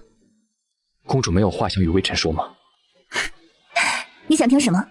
让你别走，留下来，我保证以后只有你一个人。路人瞬间紧抿唇角，原来他的小心思在公主的眼皮下无所遁形。温瑜拉起路人的手，紧紧拥住他的腰，将脸颊贴在他的胸膛上，听着他骤然剧烈起伏的心跳声。他指尖轻点着，你听听你这颗心，因为我的靠近跳得多快。路人，看着我。路人浑身绷紧，心里不停地告诫自己不要看，目光却还是不受控制地对上了温瑜含笑的双眸。无言间，两片唇瓣贴在一起，又逐渐深入。温瑜轻轻一拉，路人便顺从地倒在了床上，沉沦进温瑜的吻中。这个吻并不激烈，反而充斥着缠绵与温柔，吻得路人心神失守。他轻身将温瑜压在身下，两人鼻尖紧贴，呼吸交缠。公主，真的不能只要微臣一个人吗？明日我便告诉皇帝，准许你镇守北阳关。公主究竟为何不能只要微臣一人？有什么他们值得你喜欢的地方，而微臣没有？我可以学，他们能做到的，我也可以。公主只要我一个人不行吗？傻瓜，香蕉、苹果和梨永远也不可能是一个味的。他的话音刚落，一滴泪倏地滴落在他的脸颊上。微臣此去向圣上请旨，不劳烦公主开口。路人快步而出，脸上的表情很淡，却透着一丝伤心到极致的气息。回到将军府，陆景见到路人冷峻的神色，便知道自家哥哥呀又在长公主那里吃了瘪。明日我便会向圣上请旨，镇守北阳关。我走后，你不要再给我整出什么事端来，好好在府里待着。那长公主呢？你不是……我接受不了公主的眼里还有别人。我每次都告诉自己要心如止水，但是只要一见到她，我就方寸大乱，悔不成之。我的心完全不受自己的控制，也许不再见面是最好的选择。第二日，路人进宫求见皇帝。陆将军，何事求见朕？微臣欲向圣上请旨，离京镇守北阳关。回北阳关？是。理由呢？微臣此前便一直镇守北阳关，是因西里一事才受召回京，此番也不过是回归原位罢了。西里一战，你战功赫赫，赏赐朕还未曾拟好，怎可让你再回北阳关那种苦寒之地啊？你让文武百官怎么看朕呢？微臣有负圣意，还请圣上准许。朕允了，但如果你改变了心意，依然可以留在盛京城。微臣去意已决。皇姐啊皇姐，你可真能干啊！到底给路人下了什么迷魂汤啊？何时走啊？今日。赐婚一事是朕对不住你，此番你回北阳关，朕送你一程。微臣感念圣上，不过离京而已，不必惊动圣家。既如此，便让百官之首代朕送行陆将军吧。路人沉默一瞬，没有再提出异议，是谁送都无所谓了。下午他便会离开盛京城。北阳关虽是苦寒之地，但身体的苦寒哪里比得上心里的苦寒？而此时的公主府里，刘春，备马车，我们走。刘春立马跟上。公主，我们去哪儿？去岳灵峰的画摊吧，这个点儿他应该出摊了。临安街暗香楼。大王子，刺杀温瑜一事，我们帮不了。不用你们出手，只需告诉我公主府在哪里。公主府的位置我无可奉告，不过你想做什么，我们也不会拦你。给我一把弓箭。可以。花瑶拍拍手，很快便有人将弓箭送了上来。蓝色一把握住弓，又将箭筒背在身后，大步离去。他刚出暗香楼，准备隐秘行动，一道他这辈子都不会忘掉的身影出现在了他的眼中。是那个女人，那个无比可恶的女人。走吧，找个地方。然后带着蓝丝大摇大摆的来到一家面摊坐下。老板，3碗葱油面，1碗面不要葱，1碗面不要面，1碗面葱面都要，谢谢。你为什么不跑？为什么要跑？要跑的是你吧？你不是被抓回大理寺了吗？怎么还出来了？我要杀你，轻而易举。那你要杀我吗？你不是大理寺卿。对啊，我不是。那你是什么人？还不明显吗？我的性格看不出来。你是武将之女，和大理寺卿有交情。关羽眼中闪过恰到好处的惊讶，一脸的这都被你发现了。请你吃面就不错了。我是觉得你应该吃不惯我们的面，所以就先吃点葱花垫垫肚子。吃完这碗面，黑虎掏裆的仇便算清了。哪有那么容易？那你想怎么样？知道公主府在哪里吗？你不会是想刺杀长公主吧？蓝丝眉头微皱。我猜对了是不是？你可真是个勇士啊！我早就看长公主不顺眼了，刺杀的好，刺杀的妙，刺杀的呱呱叫。你的话我能信几成？如果你真的想要刺杀长公主的话，我帮你。真的，信我，我真的看她不顺眼很久了。我可以给你透露长公主的行踪。长公主的行踪你能知道？你不过是一介武将之女。那就对了，都是武将。路人你知道吧？路人陆将军今日申时将会离开圣京城，长公主肯定会去送他。你怎么就确定长公主要去送他？当然是因为他们是那种关系了。你从哪儿知道的？当然是八卦来的，别人我不告诉他。我这消息保真。要刺杀长公主，申时过去城门口就完事了。回到马车上，公主，您怎么自己让人刺杀您自己啊？为什么不能？多好玩啊！公主，我知道了，您还想利用他刺杀您一事，让陆将军放心不下您，然后趁机留下陆将军，对不对？本公主都没想到的事，被你想到了，不是吗？当然不是。苦肉计虽然好使，却是最下等的计谋，伤敌1000，自损800，会降低我长公主的逼格，好吗？温瑜抵达城门口时还未到申时，一辆马车到得比温瑜还早。公主，是丞相府的马车。微臣见过公主，看来公主也是替陆将军送行的。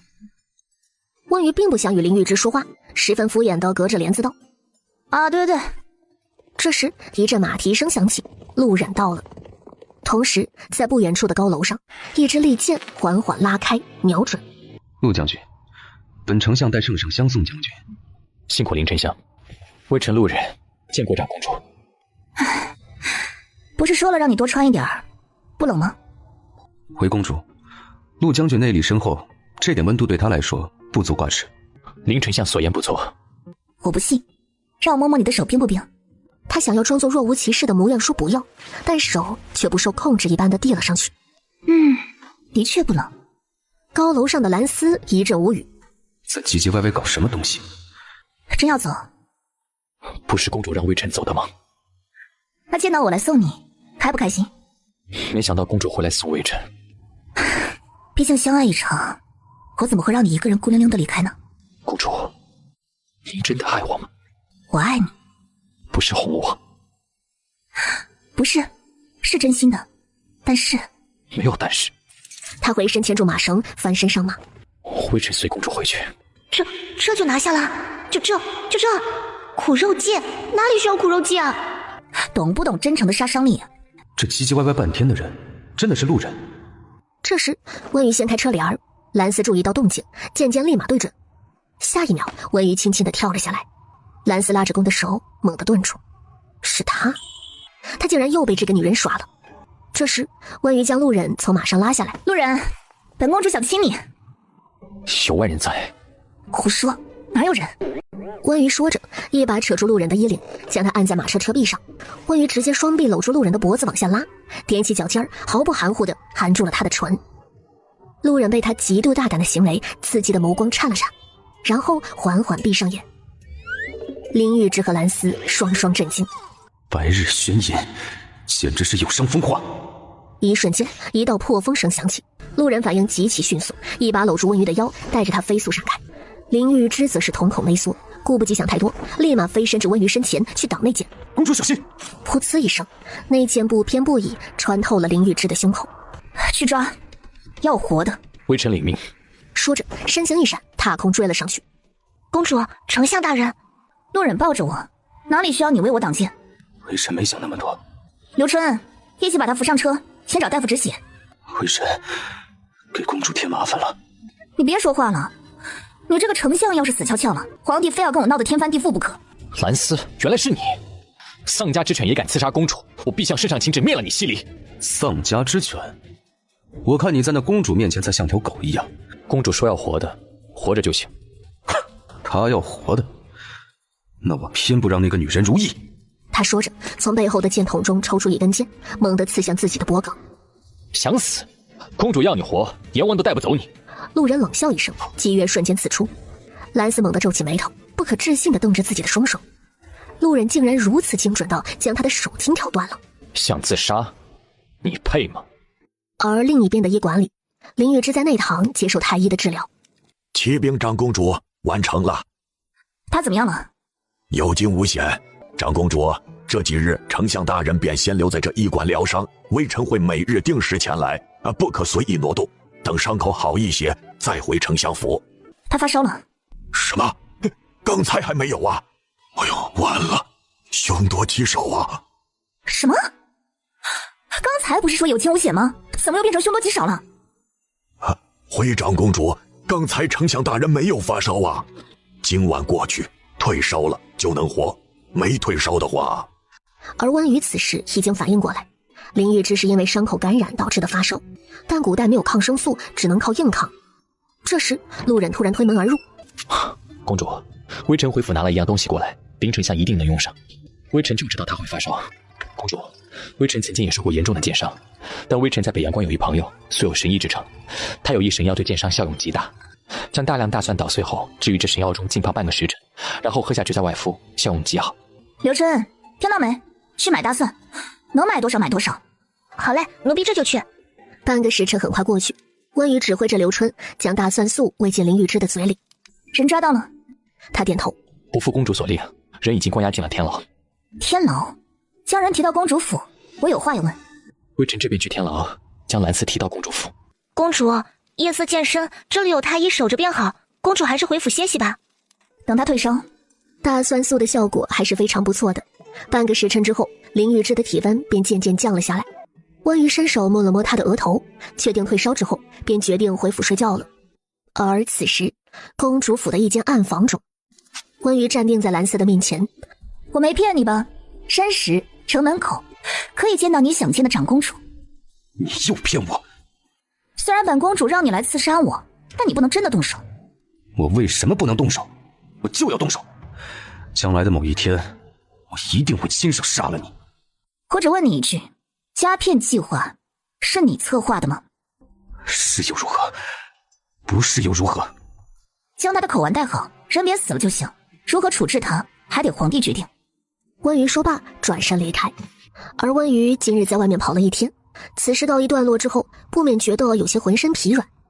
他看了路人一眼，拉起他的手，回到内院。夜色已深，微臣便不进去了。夜色已深，陆将军就更要进来了。公主，您回来了。本公主要沐浴，去准备准备吧。知道公主回来便要沐浴，热水早已备下了，奴婢这就去给公主摘新鲜的花瓣。公主既然要沐浴就寝了，微臣便先行告退，明日再。路人的话音未落，温瑜便双臂虚虚地揽住他的肩膀，啄了啄他的唇，然后轻轻凑在他耳边。亲爱的陆将军，本公主邀请你和我一起洗浴。公主别开微臣玩笑了。男人不要不识好歹。而宁玄眼刚撒完花瓣走出来。公主沐浴，还请陆将军留步。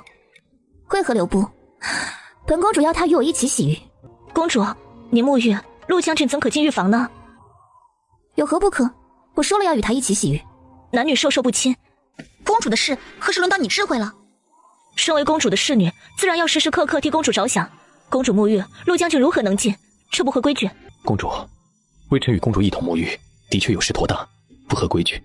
本公主的规矩就是规矩。翠心，你下去吧。公主真的要和微臣？你都进来了，还问这种多余的问题？路人，他抬头了。公主，别看。我的男人，我为什么不看？他说着，直接熟门熟路地含住了路人的双唇，如诗的触感带着惑人的香气，迷得他头晕目眩。而路人就像着了魔一般，唇顺着温瑜的脖颈一路吻至胸口。正当温瑜觉得舒服的时候，隐隐间传来了推门的声音。公主，奴婢来给您添热水。滚出去！奴婢来给公主添热水。谁让你进来的？奴婢来给公主添热水。非要逼我在最快乐的时候扇你巴掌，滚！是，公主。公主还是不要将这个侍女留在身边了，微臣觉得怪怪的，有些不放心。是真的不放心，还是因为被打断了不开心？微臣既不放心，也不开心。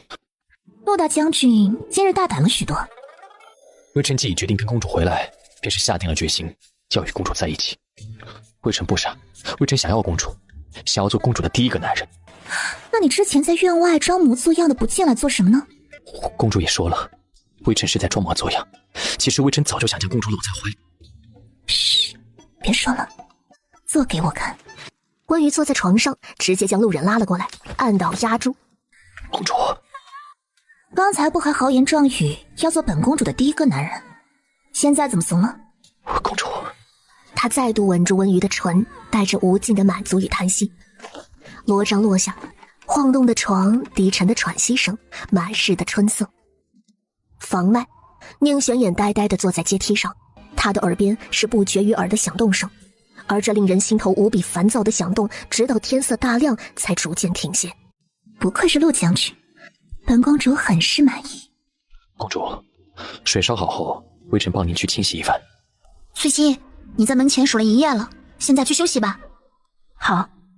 他坐在梳妆台前，盯着镜中的脸，突然一阵噼里啪啦的声音响起，宁玄眼恢复了自己的真实身形。而另一边的浴房中，路人忍着内心的躁动，抱着温瑜仔细的清洗一番之后，给他穿好衣服，又轻手轻脚的将人抱回了床上。陆将军，圣上传来口谕，召您进宫。知道了，公主累坏了，让她好好睡一会儿，不要吵醒她。来到皇宫，皇帝正在喝茶。微臣路人拜见圣上。听说陆将军昨夜留宿在公主府。是，微臣昨夜留宿于公主府，已与公主有了夫妻之实。路人，你可知罪？微臣不知。未与皇姐有夫妻之名，却余行鱼水之欢，有了夫妻之实，还说不知何罪？未有夫妻之名，便亵渎了公主，微臣知罪，但微臣不悔，请圣上责罚。朕也知道皇姐的德行，可是皇姐强迫于你。公主并未强迫微臣，是微臣觊觎公主已久，昨夜之事，实乃微臣情不能自已。所以你是自愿的？是，一切皆是微臣自愿。不，朕问的是，没有名分却留在皇姐身边，可是你自愿的？一切皆乃微臣自愿，就算无名无分，微臣也是心甘情愿留在公主身边。话不要说得太早，以皇姐的性格，以你陆将军的骄傲，如若皇姐以后又宠幸别的男人，你又该如何？微臣既已留下，便表明了微臣的态度。而另一边的公主府里，温瑜懒洋洋地睁开眼。公主，您还好吗？路人给我清理的。哦，陆将军要了热水，然后将您抱去了浴房。他人呢？圣上传来口谕，召陆将军进宫了。还得是大将军，体力嘎嘎好，太刺激了，刺激的不要不要的。公主，翠心不见了。不见了？不见便不见了吧。还有多久到医馆？回公主，大概还需要1炷香的时间。真远呢。公主可是累了。昨夜累得很了。那公主您必须得回府休息，看望林丞相一事，明日再去也不迟啊。明日再去？那不如今日去了，来都来了。公主您不是累了吗？这哪能叫累？这是昨夜愉悦的证明。1炷香后，马车抵达了目的地。草民见过长公主。长公主，您是来看望丞相大人的吧？温瑜点点头，直接带着刘春去了昨晚的房间。本相说过了，不用你照顾，你回府。你在跟我说话？公主，太医说了，让你少动弹。公主是来看望微臣。这里除了你，还有我认识的其他伤员吗？多谢公主，劳烦公主挂心，还特意前来看望。其实微臣的伤并无大碍。那就好，那本公主就放心了。那没事儿，我就先走了。温瑜回到公主府，准备一下，我要泡个澡放松放松，然后今晚早点睡。刘东烧好水，撒好花瓣，准备工作完毕之后，温瑜施施然地走进了浴房。刘春扶着温瑜走进浴桶，再次无比直观地感受到什么叫做红梅落了满身。不怪今天一天公主都有些疲乏。刘春，你出去吧，我自己泡一会儿，没叫人就不要进来。刘春闻言有些惊讶，平日里公主沐浴，他都是侍候在一旁的。今日这要求倒是有些奇怪，不过公主既然如此说，便是有公主的道理。你是什么人，竟敢躲在浴房里偷看本公主洗澡？关于话音落下，浴房里却无任何动静。有胆子偷看，没胆子认。你不会武功，是如何发现我的？哪里需要武功？我是掐指算出来的。少忽悠我！我真的是算出来的，不仅算出来你刚躲在房顶，我还算出来你是上次那条咬人的狗中二审判者宁玄烨。既然你这么会算，那再算算我为何而来，要做什么？法力用完了，算不出来。看来你也不过如此。但是不用算我也知道，你是为我而来，是要惩罚我的。宁玄烨眸光一沉，一口咬住了温瑜的耳朵。哎我去，你真是属狗的呀！你到底是怎么发现我的？不要和我胡扯。你藏在房顶，我的洗澡水给你照得一清二楚。下一秒，他一把抓住温瑜圆润的肩头，单手扭过她的脸颊，带着惩罚意味狠狠地吻住了她的唇。你2次3番地找上本公主，轻薄于我，所以为何？轻薄？你都能与路人无眉苟合，却说我轻薄你？依我看，明明是你这个坏女人堂而皇之的撩拨我。你这张嘴说话可真难听，什么叫无眉苟合？我与路人只是情到深处难以自持，鱼水之欢人之常情罢了。情到深处难以自持，原来只要难以自持就好了，那我何必憋着呢？谁准你碰本公主了？你打我？打你就打你，如何？敢对本公主不敬，乃是死罪。无所谓，你判我死罪吧。本公主同意了吗？就敢扛我，还给我摔床上。你说本公主说的对吗？翠心，你什么你啊？你的小习惯不要太多，活脱脱一个翻版翠心，你觉得本公主会看不出来？你什么时候发现的？你猜。所以你一直把我当傻子耍。谁让你心甘情愿当一个傻子呢？你爱上我了，宁玄烨。不，你错了，我只是看不惯你这种到处留情收割人心的行为，所以来惩罚你罢了。那我收割到你的心了吗？没有，我对你不过是……陆将军，你来找公主。你还不跑？我为何要跑？我偏不跑，你就不怕他看到？我为什么要怕？以陆忍的性子，绝不可能接受你朝三暮四、到处留情。陆忍的性子？陆忍什么性子？他在战场上令人闻风丧胆一事，还不够说明他的性子？不对啊，那按你这样说的话，最怕他看到的应该是你吧？陆将军，公主今日有些疲乏，沐浴后便早早就寝。这东西您便交给奴婢，奴婢会转交给公主的。让他进来。你果真一点都不怕？你以为你很了解路人？当然了，我也挺期待看看你会被他砍成几块。微臣路人求见公主。傻站着做什么？进来。公主，微臣特意求了药给您送来。药？今日微臣替公主清洗时发现。发现什么？发现宠得厉害，怕您不舒服，所以特意来送药。今晚别走了，留下来吧。待公主伤好之后再可。你在想什么呢？让你留下来盖棉被纯睡觉而已。睡觉，晚安，玛卡巴卡。路人搂着温瑜滑腻的腰，侧眸温柔地看着她。仅是这样抱着公主，他便觉得无比满足。晚安，我的公主。第二天，路人去了医馆。陆将军，我这里有上好的金疮药，效果极好，赠与林丞相。多谢陆将军。林丞相会替公主挡箭，受此重伤，是本将军万万没有想到的。当时情况危急，本相也并未想太多。如今想来，有陆将军在，公主定然不会有事。是吗？不过话虽如此，本将军还是要多谢林丞相。不必劳烦陆将军，公主昨日已经来看过本相。看来林丞相为臣子的一片赤胆忠心，公主已然知晓。此时并非是想向公主展现什么，我相信如果是陆将军，也会像我一样毫不犹豫地为公主挡箭。本将军和丞相不一样。何解？丞相好好养伤，路人这边告辞。林一之看着路人离开的背影，眉心微蹙，他竟也开始逞口舌之力。离开医馆之后，路人想到皇帝昨天的口谕，便转道去了天牢。何人拷打？是我动的手。江大人好雅兴，本将军奉圣上口谕来提见蓝丝。陆将军，请便。路人，你这条长公主的狗，不在她身边待着摇尾巴，跑来见我做什么？圣上昨日已下口谕，令我带兵灭西离。什么？你不是早就预料到了？我知道你来的目的，只要我一天不说，西离便会一天安然无恙。哼，你想多了。你以为你死守着秘密，圣上便会投鼠忌器？不过小小西离罢了，灭便灭了。